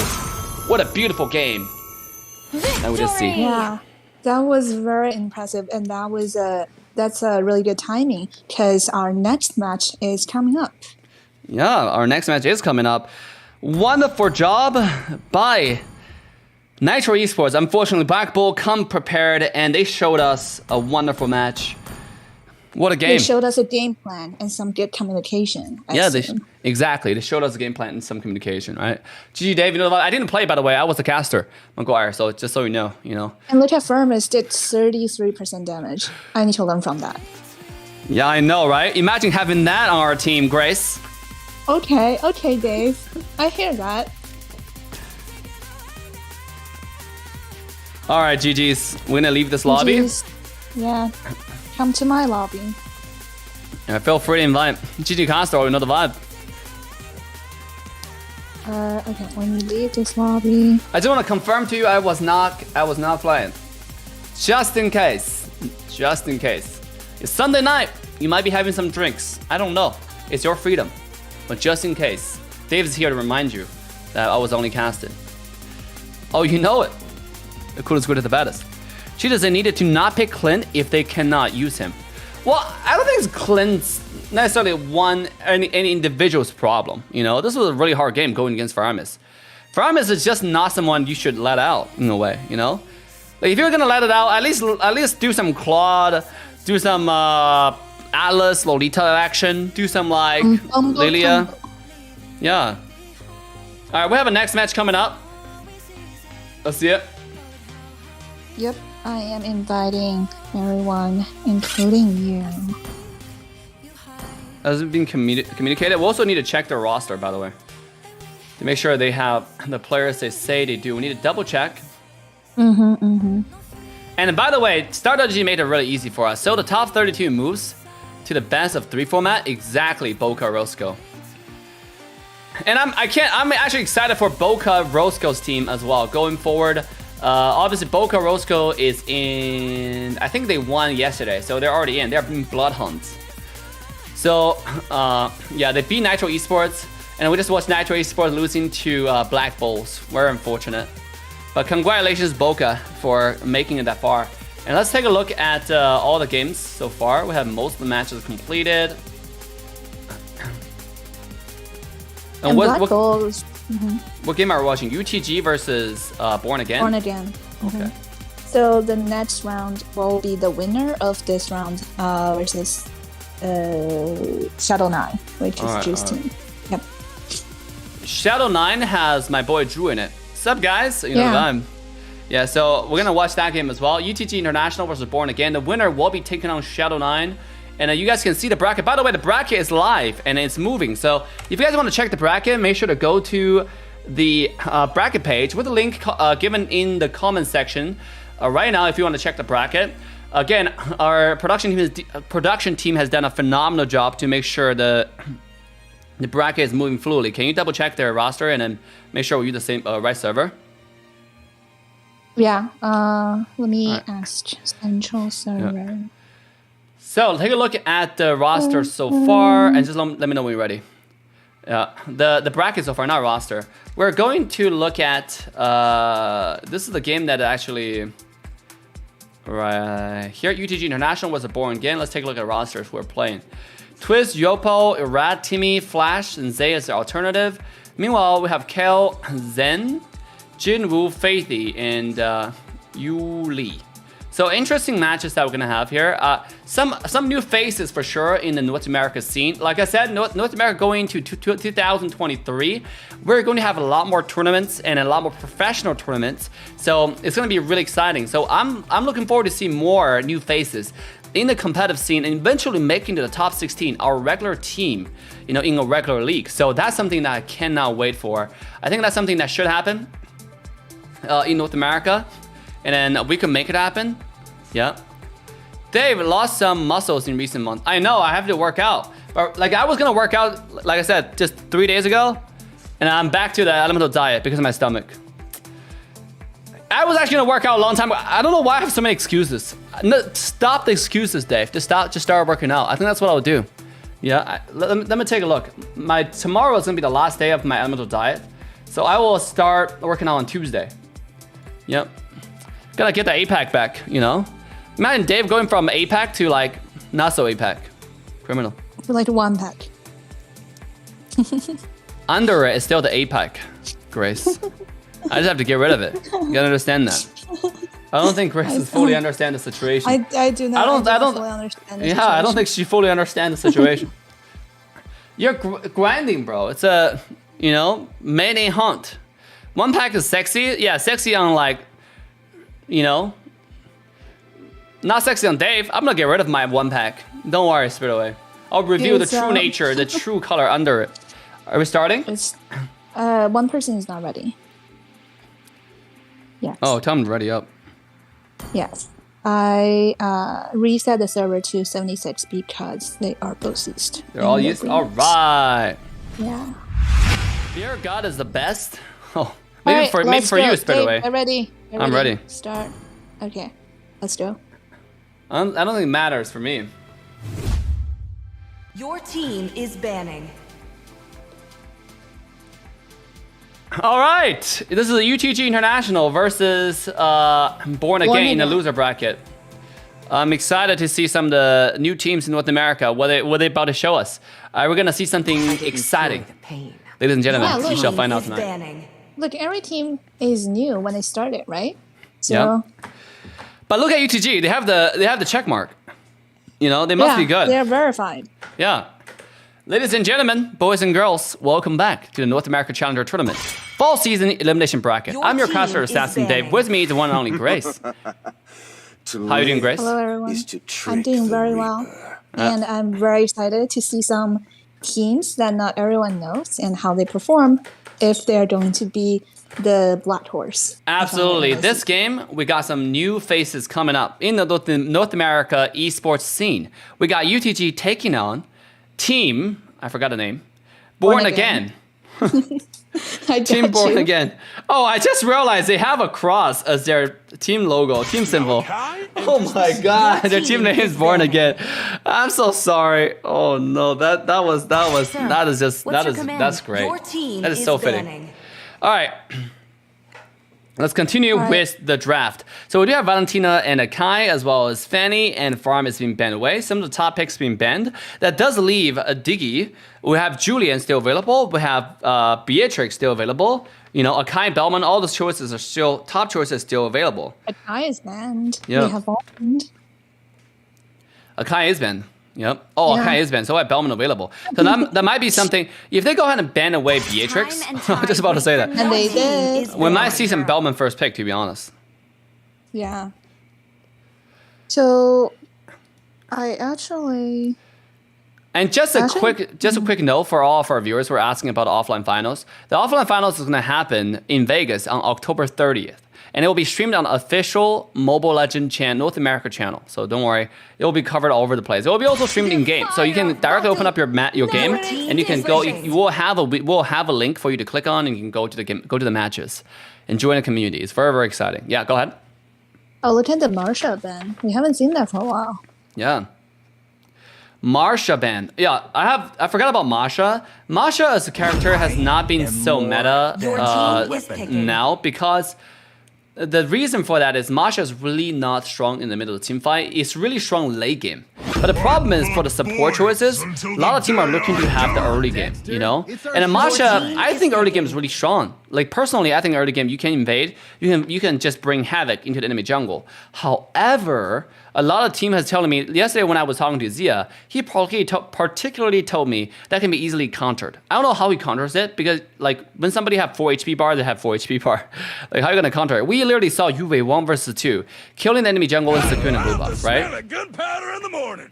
Yeah, I mean, I think what Marsha lacks is the crowd control, you know? Yeah. Like she's really good at invading and target the squishies, but just not so good with crowd control and initiation.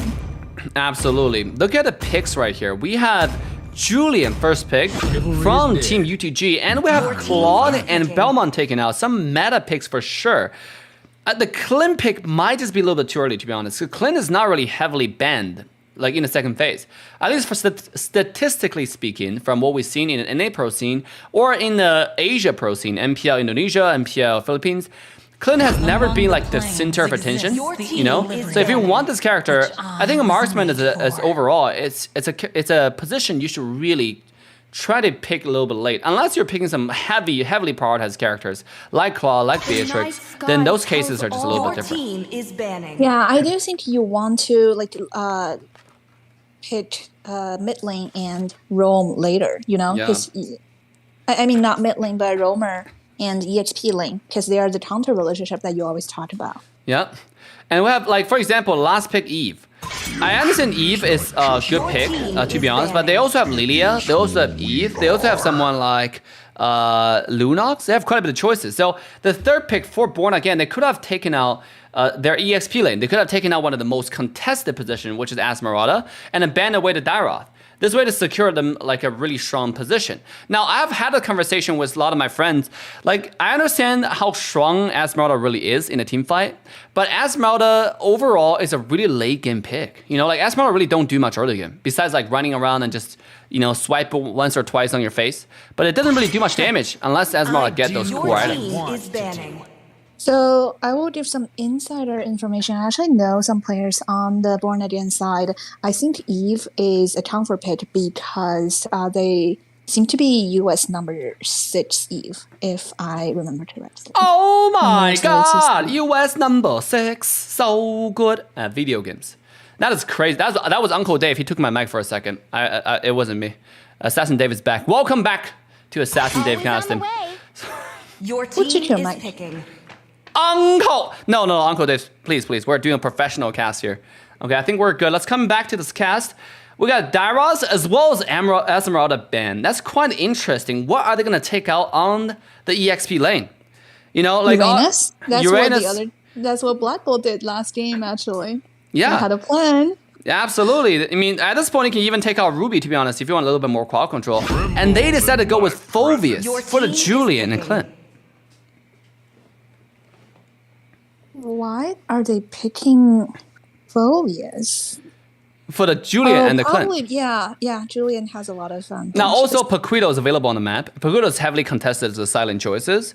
So that's something like people want to take. You know, so if you pick Phoveus ahead of time, you really give an enemy team no choice. And sure enough, we have seen Fredrin. Fredrin, we see some MPL Indonesia teams have taken them out, but Fredrin overall as a pick, the quad control is just not very consistent in my opinion. You have to dash in, alt attack, and then get the charges in before you can have the taunt. Now, sometimes if you do the flicker, get the taunt ready, and then flicker in for that combo, that can be something done. That can be done, but it's still very limited and it's not very consistent. My pleasure. What do you think of Karina going against Bowman? Your team is. I think it's doable. Karina is very, very tanky, especially build tanky on Karina, and that's the meta. But obviously, Karina going against Belmont, early game, they're going to have some problems securing, except we see some really good early game performance from the Franco, from the Julian, because Julian's looking really strong right now, right? Julian, obviously, I'm expecting the mid lane to go to the favor of Team UTG. Now we're looking for the support choices. Now, a lot of choices still available. Diggy, right? Just right off the bat. And you still have something like Mathilda, Angela, Selena. Everything you can think of on a support category can still be taken out. Who do you think counter Franco? Because I don't think Diggy actually counters Franco because, you know, Franco's Bloody Hunt is a silence. They can take his Steez if they want, or Mathilda just for the early game. Because right now they're missing a little bit more early game. Mathilda's banned. Oh, it is banned? Lolita. Yeah. Sorry. The others are banned. It was in the glare point of my phone, just when I was distracted by Uncle. Sorry, Uncle Dave, we're doing professional cast. Okay, so I was distracted for a second, did not see the Mathilda ban, so sure. You know, but you still have a lot of other choices. Lolita is definitely an okay choice, I believe. But I think for the comp, when you have quite a bit of tanky characters like Phobius, like Belmont, you could benefit really from the Estes, to be honest. It's for Dave. Or Rafaela. Yeah, I was also distracted by some messages in mod chat before, so we're on the same page. But let's go. It's starting. Ooh, ladies and gentlemen, boys and girls, we're stepping into the battlefield, stepping into the land of dawn as UTG is taking on Born Again. Can they be born again? Are they going to be taken out, sending back to their graves after this match? And they might need to born again and again. Let's be double born again. Quite interesting. We shall find out. Smash them. Which side of the draft do you like more? All troops deployed. I prefer Belmont's side, to be honest, you know? And obviously they have Claude. So if they go to the late game, Claude does have, like, Claude's looking pretty good, right? Yeah. And at UTG also, but UTG, again, they have Franco to kind of counter the Claude in a way. So it's based on execution. But overall, draft-wise, I think I'll give Born Again the tiny lead. A tiny Dave favorites for the game. When they lost the embalmment and Claude, I just thought, you know, they had a really good draft because they had both early game, the secure, and the late game. Yeah. Look at this. We have 3 people from UTG coming to the Lethal Wanderer, and the other side is not even interested. Oh, Franco looking for the hook at any time. Twist seems like he's going directly towards the bottom side here. Look at this. Oh my god, a beautiful rotation. Interesting rotation. A little bit different from any other jungler. Yeah, I'm a little bit confused. Why did they contest the Lethal Wanderer? And they see... A lot of teams like to do that because if you just clear the entire jungle, I think what they do is they still get level 4 somehow. By their rotation is coming to like top gold link, gold crab, and or invading the enemy small camp, you know, which you will see very, very, very soon. So look, Belmont still gets level 4. So it's not, so it's not really that important. Meanwhile, you can see it right now, Twist, he has level 4 a little bit slower, right? Onto the Karina. Speaking of getting level 4, Julian's finding a little bit of damage under the health bar of Faithy, but not too much has come out. Ooh, a little bit of camping from losing interest. He's definitely not losing, he's definitely lost interest. Hell comes out, take a little bit of damage, the combo comes in, all attack will connect, and first blood goes to the team of UTG, but at what cost? Karina will be taken down, the hook does go wide, and Yupo will have to run away, leaving the turtle to the favor of Born Again. Yeah, that's a 1-to-1 trade in favor of Born Again. You know, the other side lost their jungler, which is not what you want before the turtle. Yep. Oh, losing interest coming to the invade, but realizing the jungle timer is not yet up. A very smart rotation from Twist over there to make sure that blue buff definitely come out a little bit late to prevent the invade. Speaking of invade, Claude comes in though, the ultimate comes out, it's gonna be enough. A beautiful skill to make sure that Zen will find himself back into the safe place. That's a very beautiful escape from thing. You know, so the other team couldn't get any trade. Yeah. After they lost turtle. Yeah. Like first turtle is okay. To be honest, it's not even that much of a deal because look at the gold. both teams look exactly the same. I cannot say which team is in the lead right now. Speaking of the lead, look at the combo comes out. The Franco ultimate will connect the Bloody Hunt. Will make sure Faithy find himself in the black and white screen. A beautiful engage. And UTG find another kill. Speaking of another kill, Belmont comes in Lolita with the Numenon's Blast. Unfortunately, will go wide. We all know how hard it is to actually land a beautiful Numenon's Blast. And that blast didn't come matched. Yeah. This is why I think Lolita... I mean, I get why Lolita, she has an early advantage, but it's really hard to connect her ult. Yeah. You know, it's easily... Absolutely. I prefer Atlas over Lolita any day. I mean, I prefer Franco, Atlas. You know, I think those are all better than Lolita. I mean, Franco, as long as you can lend your hooks and your ultimate. Yep, those me hooks. And then the ultimate name is called Bloody Hunt, right? Is that what it is? Yep, Bloody Hunt. Just like Blood Hunt, just like one of the team names, right? Bokorosco. So with that being said, look at the stream right now. Claw's gonna use the ultimate just to shove the lane, so he didn't want to fall into the two-man tower dive, seems like. Zen will deplete the ultimate just to go home, so get a little bit of regeneration back to the turtle fight. We see 4 people ready from Team UTG at the turtle position. Guna jumps in one more time. The Bloody Hunt will connect, and Lolita will be the unfortunate victim this time. Yoko will find himself into the team fight ahead of the opposition EXP laner. Just to zone the enemy away, Yoko knowing that he's very tanky. Eve find the ultimate, but a little bit too late for that ultimatum, as the turtle has already been secured to the pocket of UTG. Yeah, I do think UTG have better rotation there. They set up for turtle way earlier, and then they could take one of the heroes out on the other side before they do the turtle. Yeah. It's a very good strategy. Absolutely. Look at Flash. Ooh, in position, looking to poke, but realizing it's a big fat Belmont who decided to take the smart route and just escape back into the safety of the tier 1 tower. Very good move there. Top lane seems like a pretty even. Actually, Fredrin is holding pretty well on his own, right? Like, he's just doing damage, right, to Kel, and without too much retaliation. Yeah, I do think Phobius is a quite late game hero, so... Yeah. Oh, speaking of late game, here we go. It's the early game from Team UTG. Finding kill number 1 into the kill number 2. Yuli will be hooked back. The meat hook connects. The triple kill goes to the favor of Team UTG. Not until they take a little bit more into the tier 1 tower onto the bottom lane.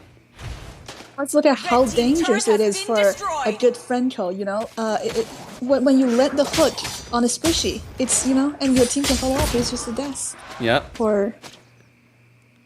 It all started off, you gotta give Flash credit though. It all started off from Flash being flashy. And after Flash finishes a flashy move, Franco finished off with another me hook. Very good job on the iron hook, not me hook. But, you know, we know Franco can, you know, be a butcher sometimes. Some wombo combo there. Yeah, Claude just needs to catch up with his form now, and Lolita is trying to fight. Yeah. I think they're... Go ahead. I think that they are kind of, you know, look at their rotation, they're kind of confused. So Lolita doesn't know which teammate she wants to help.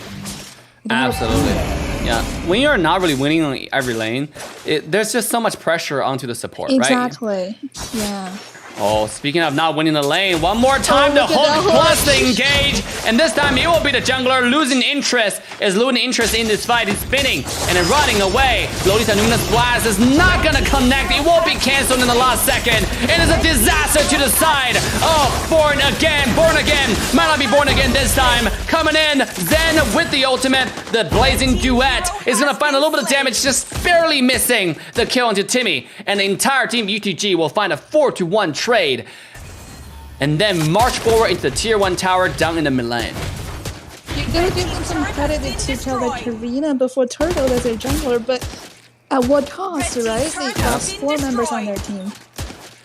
41. That was yep. Really good response from UTG there. Now they can't even contest the Turtle. The Bowman still needs farm. Yeah. Look at Bowman.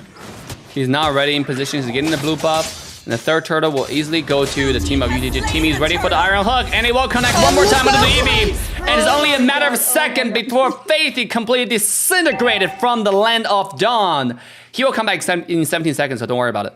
But nonetheless, he still got disintegrated and turned into thin air. Yeah, oh my god, another hook. Can we talk about how this Frenkel always lands his hook? Timmy has been doing extremely extraordinary this game. Somebody may say this guy is absolutely a game decider rather than a game facilitator. Look at that. Just have to force the ultimate from losing interest. Just be a nuisance, to the entire enemy team. Wherever you have Franco, wherever you're gonna have the fight. So we're gonna go ahead and follow Franco just a little bit more. Yeah, that also gives the other team some psychological pressure, right? Like the Squishes, like Eve, like Claude, they just don't want to be hooked by Franco, because you're dead. Absolutely. Look at engage here on Yopo. This might be the window of opportunity that Team Born Again needed. Because this surely is not being born again. Oh, look at engage coming from Yopo here. Yuli might be in a rock and hard place, and he will be taken down before Timmy barely missed another hook under the bottom lane. 1-0 to the favor of Team UTG. Yeah, that's just Lolita was out of position and being caught in that pit, Yeah. I mean, right now, Belma secured the first turtle, I believe, right? And after that... I think so, yeah. After that, entire Team UTG just been better at zoning, better positioning, better timing. 5 people at the second turtle and just snowballed from there. Out of control. Exactly, better rotation, better initiation. Speaking of better rotation, here we go. The Bush Camp has paid out many dividends. Kill number 1 came out. Kill number 2 will follow shortly after. It's an absolutely disaster to the entire set of Born Again's. UTG is taking the entirety of this game. I think Born Again is switching their strategy. They're pushing. They're kind of... It's not even solo pushing. It's, 3 people in team fights and 2 people doing pushing. At least they get some tower on the top lane. Yeah, absolutely. Look at Franco hooking that off one more time. Just be a nuisance, Yeah. So they can't even contest for the Lord. Imagine. No one is at the Lord, yeah. This is how you counter, Bellman, right? Make Bellman absolutely useless. Yep. Can't jump to any objectives.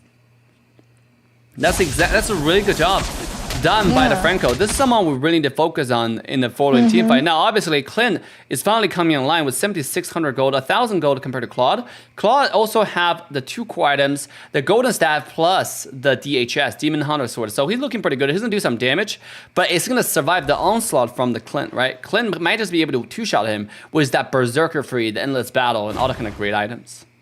Yeah, and they can defend this mid tower right now. While Lord is still full HP, crashing down to the bottom tower. Absolutely. UTG is really taking this opportunity to clean the outer turrets right here. And they're looking to go forward here. Yupo, Claude, just trying to clear the wave as much as they can. But look at the minion wave coming in fast and furious. Oh, tower has already used that skill. That means this might be the angle UTG is looking for. Engage comes out.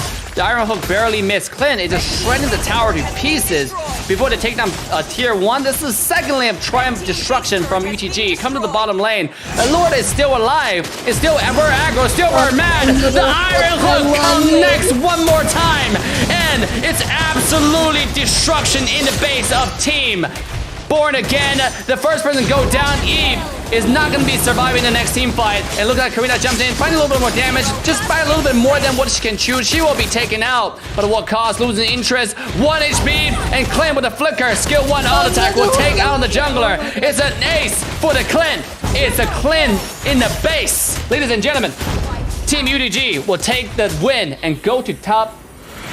No, will proceed to go to the next round and fight against Team Shadow 9. Yeah, I am honestly very impressed by the Franco hooks. He landed most of the hooks, and not only that, he just gave a lot of psychological pressure to Eve and Claude on the other team. Like, they didn't even want to engage, because they don't want to buy hooks by Franco. Yeah.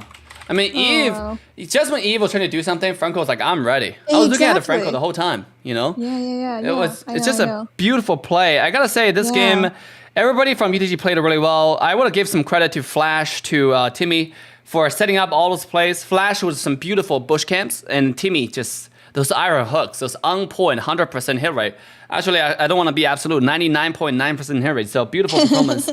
And nonetheless, born again with some good draft, and unfortunately just wasn't able to pull off the win condition for the draft, and wasn't able to get to the power spike off the Claude. And sure enough, that still just show you how prepared the UTG was. That they were able to shut down the Claude before Claude even can get those core items.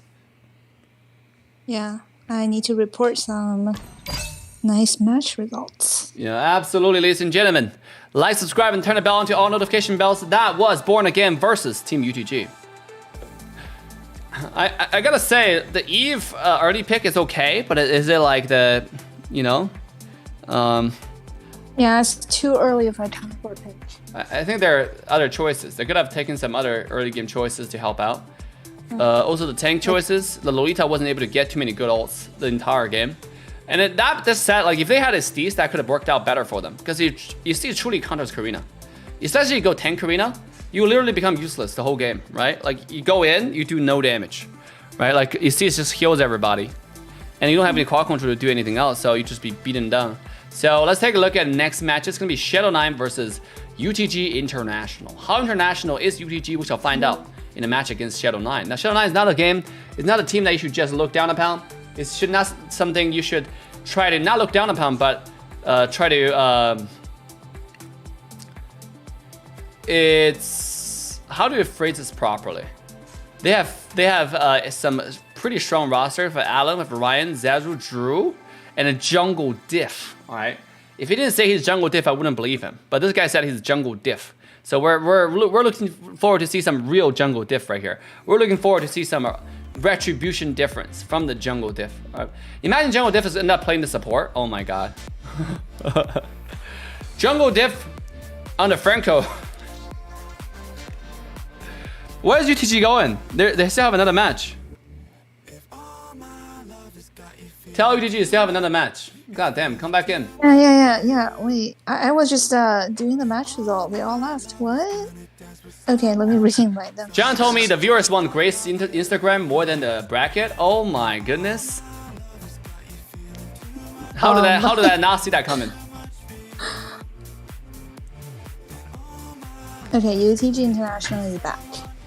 Alright, let me change the name. To Shadow9. It's time for Ryan, Zeru, Drew, Alan, Jungle Diff. I like a mango skin. I actually don't have Drew added. Do you have Drew added? Can you invite him? I don't know. I don't know if Drew changed his name or whatnot. Can you add him as a friend? I thought you were supposed to add the captain, Grace.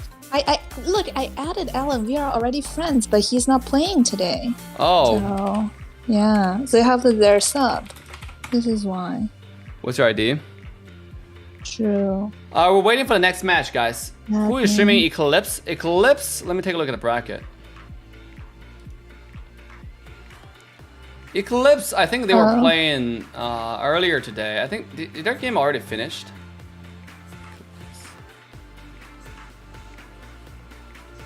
I think this is a second or third time people ask about Eclipse. Eclipse versus Antique Familia. Yeah, Eclipse is Oh, there you go. They're here. Dave, do you remember what's their name again? Oh, they changed their name. Like they were.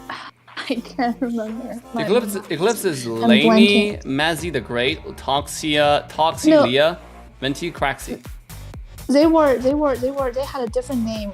It was a popular name back then, but they changed their name because, like last tournament, they had a ban or something. Can I spectate? Yeah, sure. Let me invite another moderator. Oh, okay.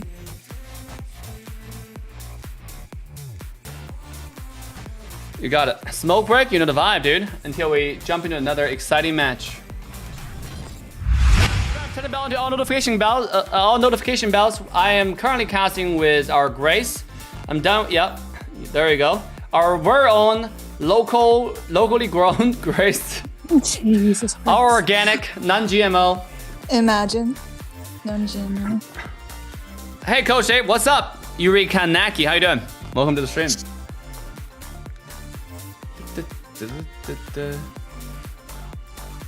CC now. I'm gonna unfollow someone so I result can has been follow Drew back. Well, the team captain failed to check in. However, alrighty. Okay. Thanks a lot. You let. Alright, one of our mods has just gotten off. Our very own Vayne has just gotten off and finished all his matches. Did Vayne finish all his matches here? Let's see. Offer from what? Wait, what? Offer from what? Work offer? Job offer? Oh, let me know when you're gonna start a match. Currently hosting a match of CC Harper. What? Wait, what happened to Spirit Esports? I'm a little bit lost. Let's see. Wait, what?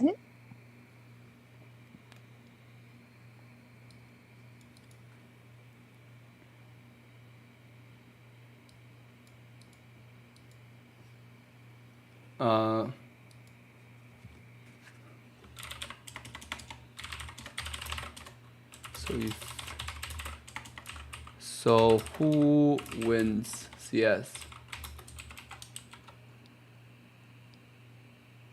5:30? Team CS? Oh, did they move the time? Is that what happened? I think what okay. And we pin chat. No. Alright, let's go. Did AE win? No, AE lost, unfortunately. We're currently looking for check some results here.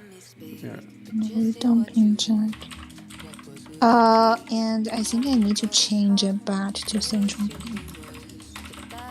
1, 2, 4.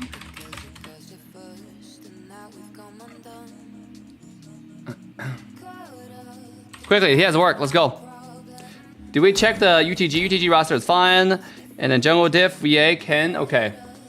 I think they got their roster ready. We just need to start a match, right? Yeah.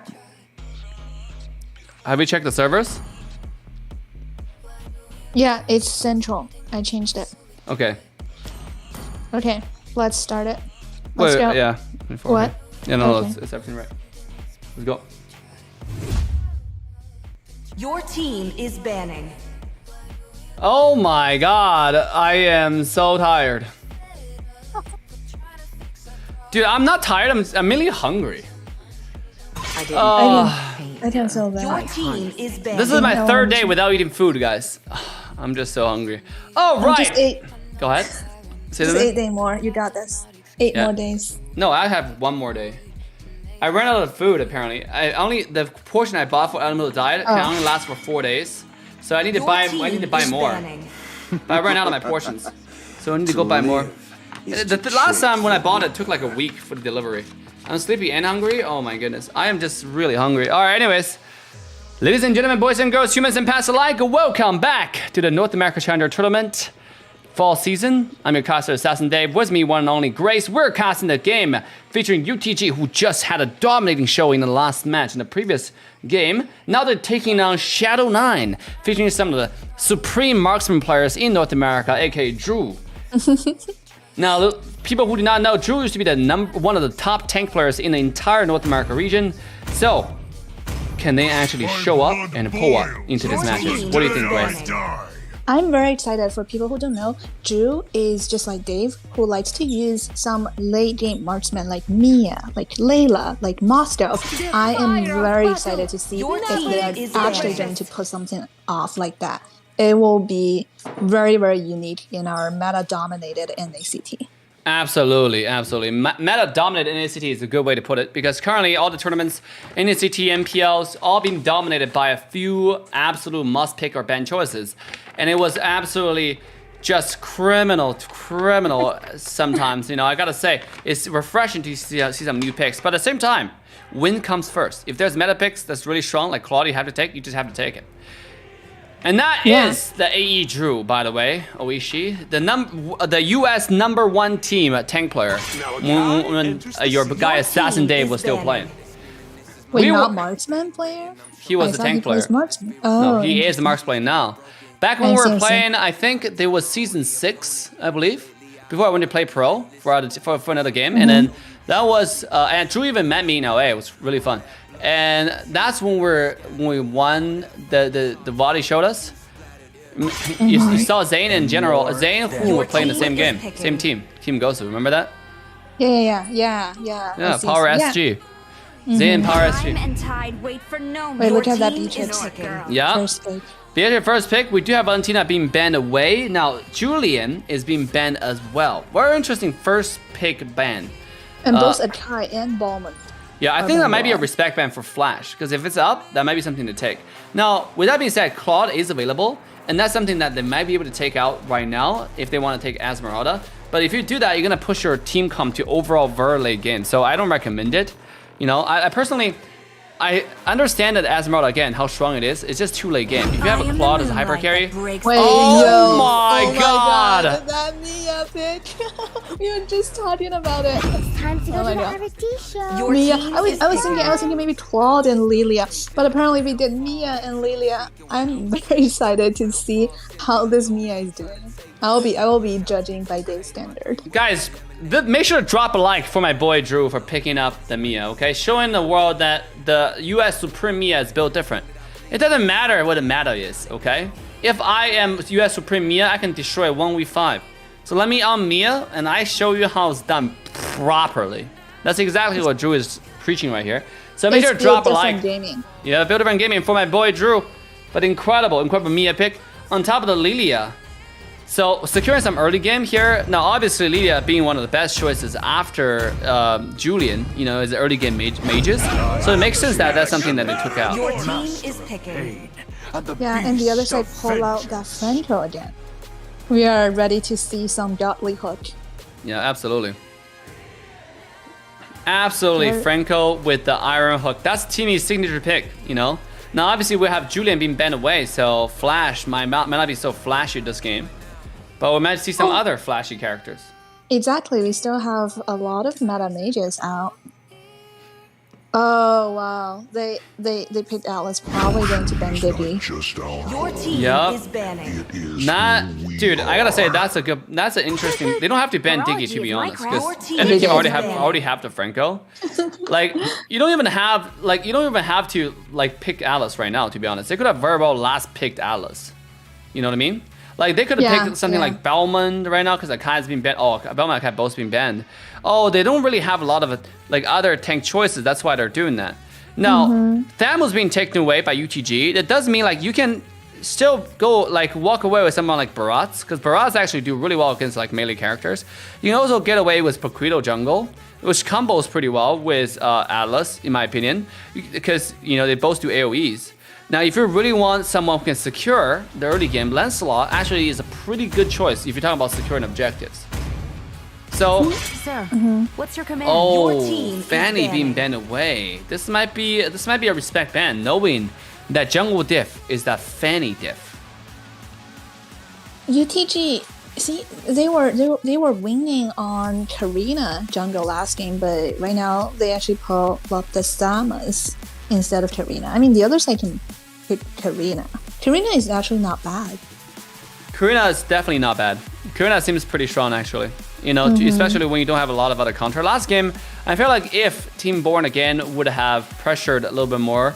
It says UTG is built different. Now UTG just showed us like their team It's gap the better entire rotation opposition. initiation, Yeah. The iron hooks by Timmy. Yeah. So let's see this game. Who's gonna win? It's gonna be Atlas. Oh, we have an Eve. We have a Xavier band, leaving Eve on the table for grabs. Because right now, like, if that's gonna be something available, you have Eve, you have Lunat? you have Beatrix. Sorry, I'm talking about a combo. So if it even Beatrix, you have a lot of poke, right? You have a lot of sniping, a lot of like long range poke potential onto the enemy team. At the same time, that's not really mobile, right? If you look at the characters from UTG, Franco, you have Thamus, you have BH. BH is kind of mobile, but the other two are just not very mobile. So if you land a wombo combo, it's going to be really, really good with Atlas. The biggest thing is the Mia though, because Mia really need those items in order for Mia to be relevant. Your team is So this is going to be a long game, to be honest, for the entire side of the Team Shadow 9. Yeah, I mean, their strategy can be just, play. I mean, they have Lilia to depend on early game, but they just really need to babysit that Mia, to get her the items, and then she can carry late game, after Lilia does her job. Yep. They actually lock in that Karina. Karina, oh my god. Yeah. This is an interesting jungle choice, to be honest. I would imagine Dairos to be better here, to be honest. You know why? Because Dairos would wombo combo so much better compared to Karina with Alice. So if Alice lands an ult, Dairos jumps in with the ultimate, it can be devastating for the entire opposition. But if you have Karina, you might not do enough like just face value damage in the front, I mean, you can still do the fatal link plus the shadow assault from Karina. That's still a wombo combo. Yeah, but it's not like front face value damage. It's not like straight up damage that you can rely on. Karina's damage mainly comes in if the enemy is low, because she does execution damage. So it depends on how you build Karina. And Karina is single target, except for one skill that's AoE. But your passive is like how you're gonna get your skill part is mostly single target. And Alice is AoE. Ooh, Uranus pick in the very end. Wait, they're not picking Dairos? This is a late game versus late game right here. You have Mia versus Sicilian versus something like Beatrix. If Mia gets a good ult and flank to the backline, that might be pretty good. We have Uranus in the last pick here. Are they gonna pick out Dairos? People don't even want a Dairos anymore. I know. People don't want a Dairos anymore. That is so odd. I mean, Uranus and Esme, they kind of just hold each other, I can't tell which side has a clear advantage. They can just hold their lane and zone, Absolutely. And ladies and gentlemen, this match is brought to you by Kung Fu Panda Skin, featuring Lord... This is not Lord Shen, what's it called that? General Kai. Right? Yeah, General Kai. Featuring General Kai on the Thamus. Yeah, I'm your caster, Assassin Dave, with me, Grace. How you doing, Grace? I'm doing very well. Okay, which draft do you like better? I'm doing fantastic. Which one is more meta? Probably UTG. Which one is more interesting? Definitely Shadow 9 with that Mia and the newest collector skin. Absolutely. Let's see how that holds off. Yeah, we have to switch to Drew's perspective to take a look at the newest Shadow 9 skin, the build different gaming here. Let's take a look from a different perspective here. It looks tremendous, looks beautiful.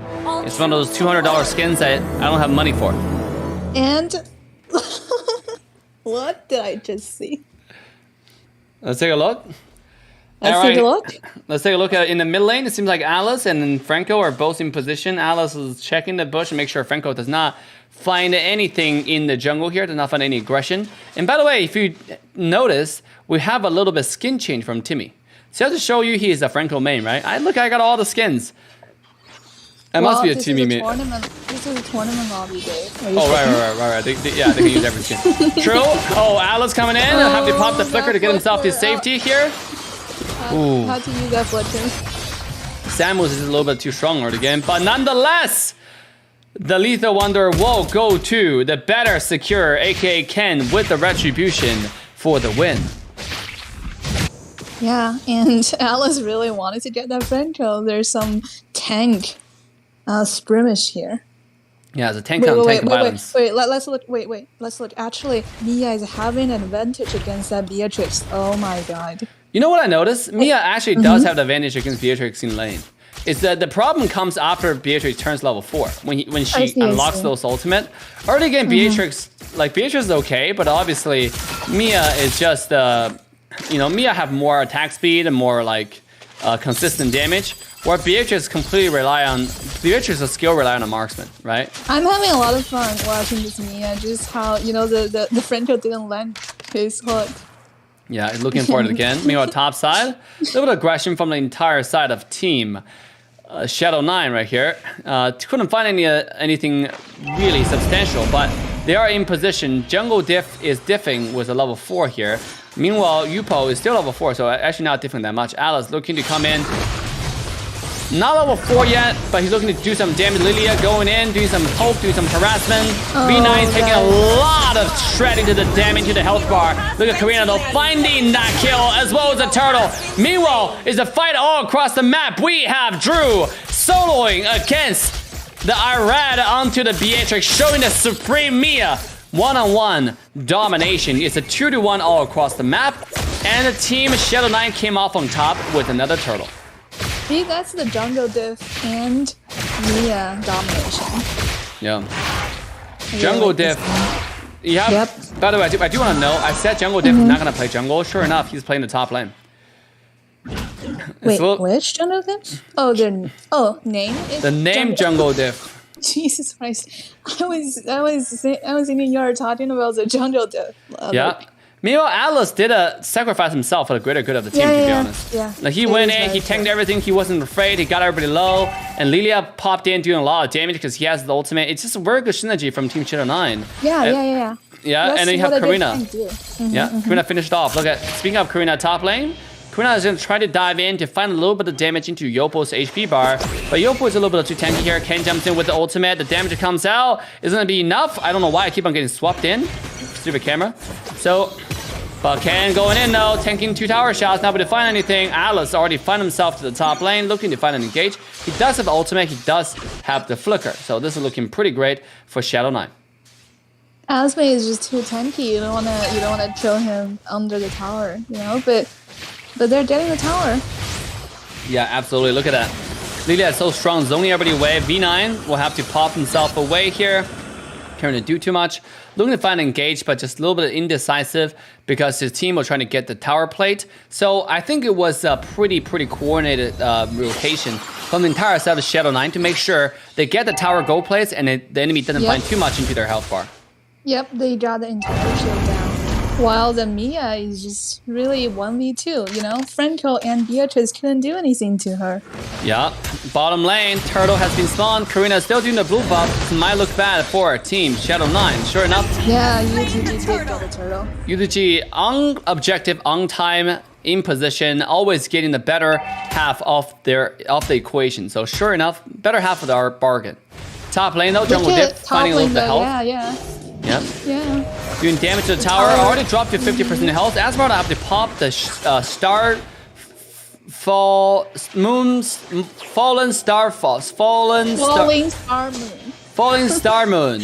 Just to find a little bit of damage onto Jungle Dip's HP bar, but it's not going to be enough. And Jungle Dip will pop the sprint to get himself to safety before Franco roams away to the crack of shame. Bottom lane, a little bit of aggression coming out from Shadow 9. Looking to put more pressure on Drew's favor, just to get him a little bit more ahead. If you take a look at the gold, the marksman right now, Drew has already sitting at 3,600 gold, 500 gold ahead compared to opposing marksman. Speaking of that, the beautiful engage coming in, but unfortunately, Karina will be the first victim to go down. Knowing that Karina did not go any tanky item, he's actually going for damage. Karina, Zazu will have to get himself away. It's a 2-0 trade. UTG have a beautiful retaliation for the aggression coming out from Shadow 9. Yep, this is why don't underestimate that Beatrice ult. Just eat half your health or all of your health. Look at Mia though, look at Mia! 1 versus 3! You cannot 1v3, but at least you take someone down with you. Yeah, Mia almost got like the second person down. Seemed like, or almost at least walked away untouched. Like it seems like he was just feeling invincible to 1 versus 3 over there, you know? Sicilian not doing that much damage, so he definitely feels like boldened for it. Like, you know, emboldened, empowered, you know, to pull out such stunt. But nonetheless, that tower does mark the first tower being taken down to the favor of Team UTG. Once again, the team known for focusing on those objectives. Yeah, I think UTG has a better position for the turtle again. Because Karina is, you know, still on the other side of the map. Yeah. Farming. Look at that. Timmy, Yupo, all in position. Flash in position. Yep. Sam was pulling the turtle. Oh, the ultimate. This might be the ultimate coming from VA here. He's gonna pull an ult. Beautiful. Mia got kill number 1. He's walking to kill number 2. But it seems like Alice will have to be traded off for that kill. It's a double kill. Go to the marksman of Team Shadow 9 as they're walking through the turtle. The turtle does go to the favor of Team. What is it called again? UTG. But at what cost? Thamus will have to go down to the claw of Karina. Yeah, I was a little bit confused because Karina was on the other side of the map. I thought they were just going to trade the top Red tower. team hero has Yeah. been The turtle. slain. But that's like came just in time to finish up. Mia looking really strong right now. Oh my god, I accidentally Oh. paused the game. That was my bad. Oh. Yeah, sorry about that. Sorry about that. That was I tried to show the items and then it tapped the pause button. They shouldn't have those two buttons together. But speaking of the buttons, top lane, Uranus. Don't even worry about the item. Uranus just got iron hooked and taken down, beaten up onto the enemy tier 2 tower. Yeah, Sicilian is coming online. Yeah, look at the damage. Karina, not so tanky. You have to run away really quickly, leveraging the power of a skill 1. The Fallen Starman's looking to be issued at any time right now. It seems like Esmeralda decided to take a step back and play the game safe. Yeah, and Karina has to come back to farming. See that the problem with Karina being tanky is you don't have enough damage early game. You know, you only depend on the Lilia, but if Karina is not being tanky, you just get taken down very easily. Exactly. Speaking of taken down easily, it is Franco from Team UTG, played by Timmy. Fallen down one more time, 0-3-6. This is definitely a different league that UTG have stepped into. Just when we say UTG pull off the beautiful performance, this is right now Team Shadow 9 not pulling any punches on their opposition. Completely destroying them.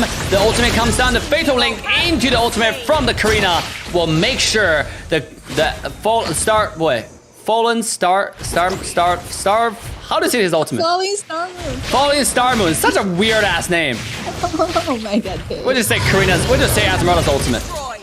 Make sure Esmeralda goes down before any method to come back. A beautiful job from Team Shadow 9. And Team Falling Shadow Star 9. Moon. Falling Exile Star Moon. Outlaws. You God damn. got this, Dave. You got this. You got this. English so hard. Oh, Thamus coming in, looking to get the retreat, but unfortunately not in time and not in a good place position. The Iron Hook into the Bloody Hound will make sure the tank will not be able to do anything before he falls. It's a 1-2 trade to the favor of Team UTG. They're looking to fight back. Uranus, 1 versus 3, just might not be a little bit too ambitious, and sure enough, Jungle Diff will have to back away from the early game aggression. Both marksmen are really strong in those segments. So I think, you know, Shadow Knight has always been rotating top this game, actually, leaving Mia to farm along. But Mia is holding really well against, you know, three people ganking. Absolutely, that's my boy Drew out there for you. You know, when you talk about US Supreme Mia, when you talk about one of the best Mia players in the entire universe, you're obviously looking at Dave. But, you know, Drew is falling at a second place. Professional casting game. Beautiful, beautiful Mia performance by Drew from Team Shadow 9 there, showing you why it's all about the player, not about the character. Not about the meta. You know, with that Lord, actually, I'm surprised that Team Shadow 9 is missing the little bit of macro there, not able to take the outer turrets. Yeah, the wave management is a little bit questionable. Yeah, the wave management definitely questionable here. But obviously we have the wave coming in from the bottom lane and a wave being shoved down the middle lane. You might question the intention, the motive from Team Shadow 9 at this point on their macros. Like, because they're not getting any advantages, they're just shoving lane for the through of it. Time for Dave to coach a little bit. Absolutely. I think what they need is Dave's touch, you know? The legend has it. The legend has it, right? The team with Dave Touch is different from the team without Dave's touch, you know? And sure enough, you see it. This is the team without Dave's touch. Now, this is all of a sudden when we're speaking of Dave's touch, look at Drew. Pause in the lane, right? With the entire team, just playing patiently. That's exactly what we needed. With Dave's touch? Okay. This is exactly with Dave Touch. Just by listening, just by like playing, sure enough, they have evolved, improved, and getting better over time, over minutes. What a great batch of students. What a great batch of team. And this is exactly NA Esports has a future. This is a lot of plug-in advertisement. Make sure to like, subscribe, and turn the bell on to all notification bells for more Dave's Touch. Do not miss the next touch by Dave by hitting that notification bell to all. Meanwhile, go ahead. What are the two teams doing there? They're just, you know, there's not a lot of action going on. Yeah, they're just watching each other because they're scared. Yeah. See, it's good because right now for Team Shadow 9, they're buying time until the next Lord fight. And meanwhile, because there are no minions going in, there's no advantages given. There's no farm given to the entire team of UTG. So it's a very smart move from Shadow 9. They maintain the lead, and it's good. They're playing very objective oriented. Like they don't just engage in any purposeless team fights, you know? Yeah. Look at Franco with Iron Hook going for the Leah, not able to connect. Jungle Diff taking a little bit of damage here. Tham was looking to jump in, find himself in the team fight. Meanwhile, onto the top side, we have a little bit of... Oh! The snipe comes in and will send the Drew back to base. It's a 4v4 down to the lower side. Alice looking for the engage. Can't quite find it yet. He'll have to retreat back to the bush. Meanwhile, Esmeralda looking to bring havoc into the entire team. Franco being taken down. Alice looking to dive in. The Fatal Link will connect to Thanos, but it might be a little bit too late for that skill. And sure enough, the 2-3 trade across the map to make it 2-4 to the favor of Team UTG, and they secure the objective. You know what? You know what, Dave? I guess some heroes are meta for a reason. That Beatrix just one shot or two shot. Yeah. Absolutely. At the same time, look at even the lore goes down to Team UTG and all that, but top high ground tower does go down to the favor of Team Shadow 9. So they will have a little bit of lane pressure on the top lane. Yeah, yeah. So I guess that's pretty good. I think what happened is, losing Mia is just really, kind of shocked before the Lord. Yeah, they need a team fight. Yeah, exactly. They need a team fight. Damage. Yep. Oh, speaking of Mia in the team fight, here we go. Drew 1 vs 2 in the front, getting falling. Star Moon in the back. He's getting the lifesteal, and he's doing the damage. Yubo taking low. Yubo not taking down. Drew is still staying alive. He's finding the damage. He can't quite fight it. Irena's coming back to support, but it's a little bit too late for the rotation as Drew by a little bit too much what he can chew, and then eventually fall down to the 1 vs 2 on the bottom lane. Yeah, and on the top lane, Sicilian is really coming alive with that Beatrix. There's just so much damage. They got the inhibitor down.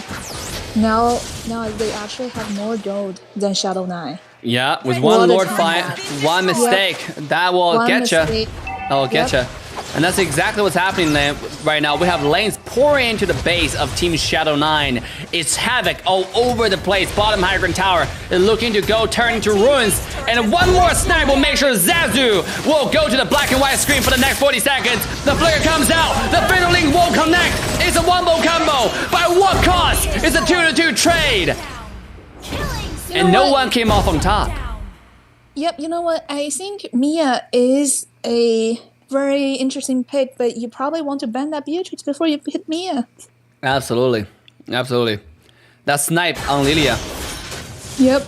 I mean, what do you do about that? What do you do about that? Too much damage. Yep. I think the strategy should be you really need to know what position Beatrix is. And then you target Beatrix, but then they also have Sicilian, the late game carry. I want to know Sicilian stack. At the same time, I think just now, Drew definitely overstepped his welcome there.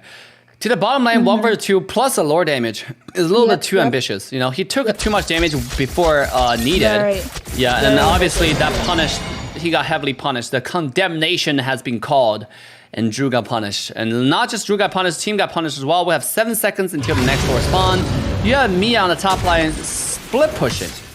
They're looking to end this game in a Verver Season 0 way.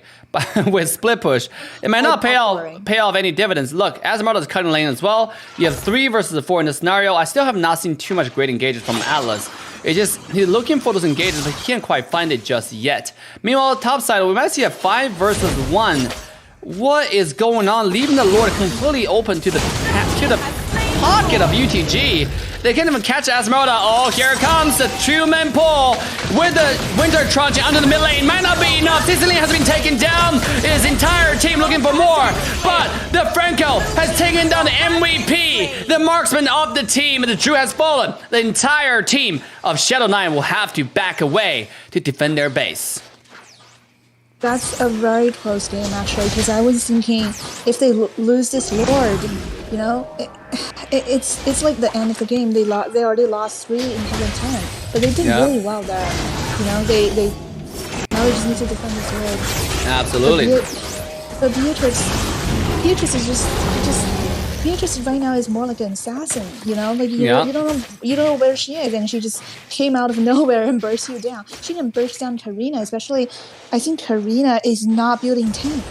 Karina is building full damage at this point. You can see she's fully decked out on items. Same as Karina, same as Mia, same as Beatrix. Everybody on the map, and at this point you gotta wonder how many stacks does Flash have, right? Because he's now doing tremendous amount of damage. He's in like probably 4 skill 1s just to get this blue buff. So this guy is definitely ready for team fights. Now I don't know exactly how many stacks he has, but I just want to quickly mention that that was one of the first Atlas engages I've seen, and we need to see more of Atlas engages because I don't see too many good Atlas engages, and it got me kind of confused. I think like when you have Atlas, you can play really aggressive. And you can just really, you don't have to always get a 5-man ult. A lot of Atlas players are really looking for the 5-man ultimate all the time. But a lot of time, if you just get a key members, like let's say the Beatrix or Sicilian, that's more than enough, to be honest. Yeah, I mean, last game we did see a lot of, you know, shining moments from Franco, you know, from the engagement. But this game, actually, it's really the marksmen who are doing the job, because we don't see a lot of hooks landing from Franco. We also don't see a lot of engagement from Atlas. So. Absolutely. Right now, Team Shadow 9 doing whatever they can to open up the map. But this is such a hard game to win. It's such a vertical mountain to climb. The super minions are pouring in from all 3 lanes, marching to the base of Team Shadow 9. If they want to pull a victory here, they're looking to accomplish the absolute impossible. But look at their gold. Actually, there's not much difference. Yeah. Only 200. At this point, it's more map pressure than gold. Yeah, so they're facing a lot of pressure at this point. What do you think of backdooring? I don't think it works. Who's gonna do the back? Yeah, who's gonna do the backdoor? Because they don't have enough damage from the silent. Uranus doesn't clean wave that much. The only damage who can clean wave, who can also do team fights, is Mia. To be honest, Lilia doesn't clean that much like that well, also, right? Mia Inspire is actually. Yeah, but if you have Mia go split push, who's gonna team fight? You know what I mean? Right. So you're missing missing the team fight presence. Yeah, you can go split push, but if you don't get it push in time, because the mini wave, you know, and then they just, you know, ace your entire team, you might be in a pitch, in a ditch, in a dark ditch with no light whatsoever. I mean, unless you do something about the waves, you clear the waves, and then if the other team is all focusing on ward, you just do it. Yeah, absolutely. Here we go. Mia activating the ultimate. He's going in. The Wind of Nature is not going to be activated, and Mia will fall. This looking disastrous for the side of Shadow 9. The middle lane will follow shortly. The entire team of UGG is still surviving and thriving, except for Beatrix, who just got finally taken down by Jungle Dip. Oh, look at Karina though popping off. It's a 3-3 trade. Can Franco find a kill? Can looking for the skill 1 to speed up to run away. But Esmeralda trying to chase. Karina still finding an escape. Look at the base though. It's down on a little bit of HP with the mini wave pouring down through the middle lane. And no one's there to defend it except for Karina, who is living on a shred of health. But mini wave spawned just in time to save the base. Beatrix did on Mia. Yeah. It was literally testing which hero limit. You know, it's fascinating. And look at Uranus and Esme. Yeah, what I was interested in, why is Mia not selling the Wind of Nature for trying to buy the Wind of Nature and sell to something like what's the item called? All of a sudden I forgot. The first item. The first item? Yeah, that he has. It's called it's something. It's just slipped through my head, but doesn't matter. Lord does go to Team Shadow 9. It's like a classic game. No, it's not Has Claw. He has the just all of a sudden Wind Talker. Oh my god. Wind of Nature, Wind Talker sounds so familiar, so it just slipped through my head. Windhawker, absolutely. I would say that the team fight actually going in favor of Shadow 9 because they have the jungler left. You know, they have the retreat, and Uranus did a good job zoning out the Esme, and there's not much Esme can do. Absolutely. I mean, Mia is fully decked out. I just don't know why he doesn't have Wind of Nature yet to replace the Wind Talker. Because Wind of Nature at this point will be so much better if you go in melee range Probably against. talk to your boy Drew. Yeah, absolutely. But the Minion Wave is coming in. It's not really good at wave management. There's only one wave coming in, but the camouflage is being used here. A flicker comes with the ultimate, but we are not being found to engage. Mia being taken down. It's a disaster to the side of Shadow9. They barely tried to take on a UTG jungler who has immortality to back up one more time. This is Team UTG holding the line and defending their base. Should we say it's overstaying her welcome, or should we say it's a really good defense from UTG? They just targeted Mia, so no one could target their base. You know? Yeah. Mia. At the same time, like Shadow9 didn't do any wave management.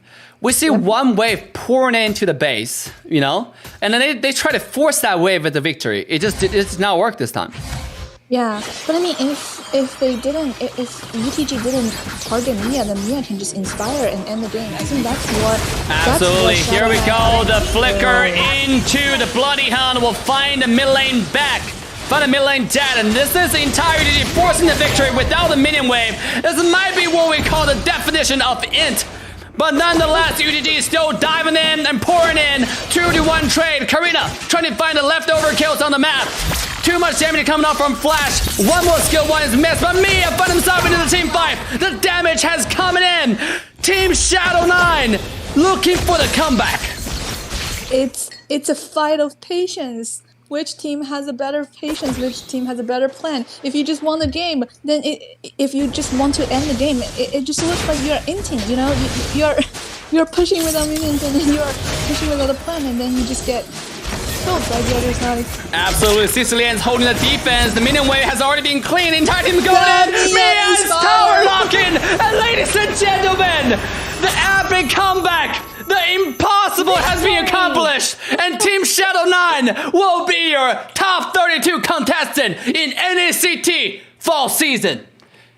And look at the medals. Beatrice got 10.3. Mia only got 6.7. But Mia ended the game. Oh my goodness! What a comeback in the end. Just when you think, oh, they lost their chance, UTG lost their chance. Exactly. The ints over and over again, and Mia came off on top, ladies and gentlemen. My boy Drew for the win.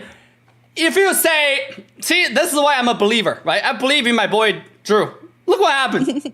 Look what happened. Easy dubs, 27% damage, 85,000, you know? Okay, decent. Definitely did a pretty good job for both sides. Unfortunately, just a little bit too many mistakes, you know? Just a little bit too many mistakes going in. Both sides made a lot of mistakes, we have to say that. Yeah. Let me see. I think Drew is Global Mia, right? Is he Global Mia or is he like Supreme Mia? Let's take a look. If I go in here and I go to Street, right? I pick a character. Hold up. Top 10. This is Julian. And I pick a character. How do I pick a character? Oh, right here. Oh, here. And then go to Marksman, Mia. I have some Texas. really bad thing to say. Top 10. Drew, look at that. Number 2. Do you see that? Go ahead. Continue. I got really distracted and didn't make the screenshot. Jen, did you make the screenshot? It's on stream. So just screenshot the stream. Oh, okay, nice. Drew is number nice 2, Mia, and sure enough, that has paid off, right? This is why this guy have the audacity, have the size of the balls on this dude is absolutely incredible, right? Picking Mia in the elimination bracket, you gotta understand, losing this game means they got eliminated from the bracket, but yet, the Supreme Mia showed us why they did it. I don't need Winter Nature, I don't need Immortality, I don't need any defense item. I'm Supreme, you understand? Wait. You get me? That's exactly the Drew's attitude. True? What's Drew's rank? I missed that part. US number 2. Oh, wow. Okay. Let's take a look at global ranking, right? Global ranking, heroes. And then if I go to Marksman, right. Marksman. And I go to Mia. I go open Mia. Is my boy Drew on the list? Nope. He's Supreme. Oh, he is. Global number 20, Mia. There it is. Doing pretty well, actually. Let's go, baby. Impact player, yeah. The size of the balls on the dude. Dude, that was a good game. I think we have finished most of our matches today. Yeah, I finished. Oh, I just realized there was a DM for me. That might be too late. So Kira, do you still need help? Here, let me see. Need a game corrected, please? Metro, please correct. Oh. All right. What's up, Yue? How you doing? Sorry, I was casting, so I can't respond to too many messages. But that was some interesting games, to be honest. To get to see. Now, if you can look at the roster now, obviously this will be updated shortly. But we have most of our team finished their match already, and the Shadow 9 have just beaten UTG International, being the last contestant to join our top 32 squad. And guys, top 32 will start this Thursday. Okay, this upcoming Thursday.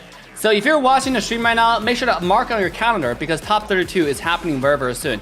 And then, what's up, Dave? Thanks for the game. You know the vibe, Yue? You know the vibe. Dude. And drop a like and subscribe. Turn on the notification bell to follow the top 32 matches next week. Exactly. Top 30 matches will cover from beginning to end. So you guys will see the whole thing going down foreign famous style. That's right. So make sure to join, like, subscribe, turn the bell on to all notification bells. At the same time, ladies and gentlemen, I need to talk to Yue actually. Yue, we need to talk. We need to have a talk with entire Gosu. I want to see Gosu in the grand finals also. You know, I think Gosu has a really good chance to go to the grand finals, to go to the worlds. It's up to the team Gosus. It's up to the team. What you guys, do from now until the grand finals. But you guys have a serious chance. Gosu is looking really good in the tournament, by the way. Like from what we see in yesterday, right? Yep. Yeah, everybody's loving it. So I'm loving it too. So like, let's have a talk. Let's see what Gosu's all about, and get Gosu more prepared and get ready for the finals and stuff. All right, we're keeping our heads down, working hard and practicing every night. Let's go, Yue. That's what I like to hear. All right. GG's, guys. Thank you so much. Have a wonderful, wonderful rest of your night. That will conclude for the evening's broadcast. Big shout out to Grace for the co-cast, and big shout out to all of our moderators for pulling out incredible, incredible matches, as well as our lead mods, as well as our production partner for putting out such an incredible show and such an organized show for everybody to watch. So thank you so much. We'll see you guys all tomorrow for some domination. Dunzo Gaming. Don't go too far. Like, subscribe, turn the bell on to all notification bells. Sunday signing off. Love you guys. See you guys tomorrow. Bye for now. Mwah.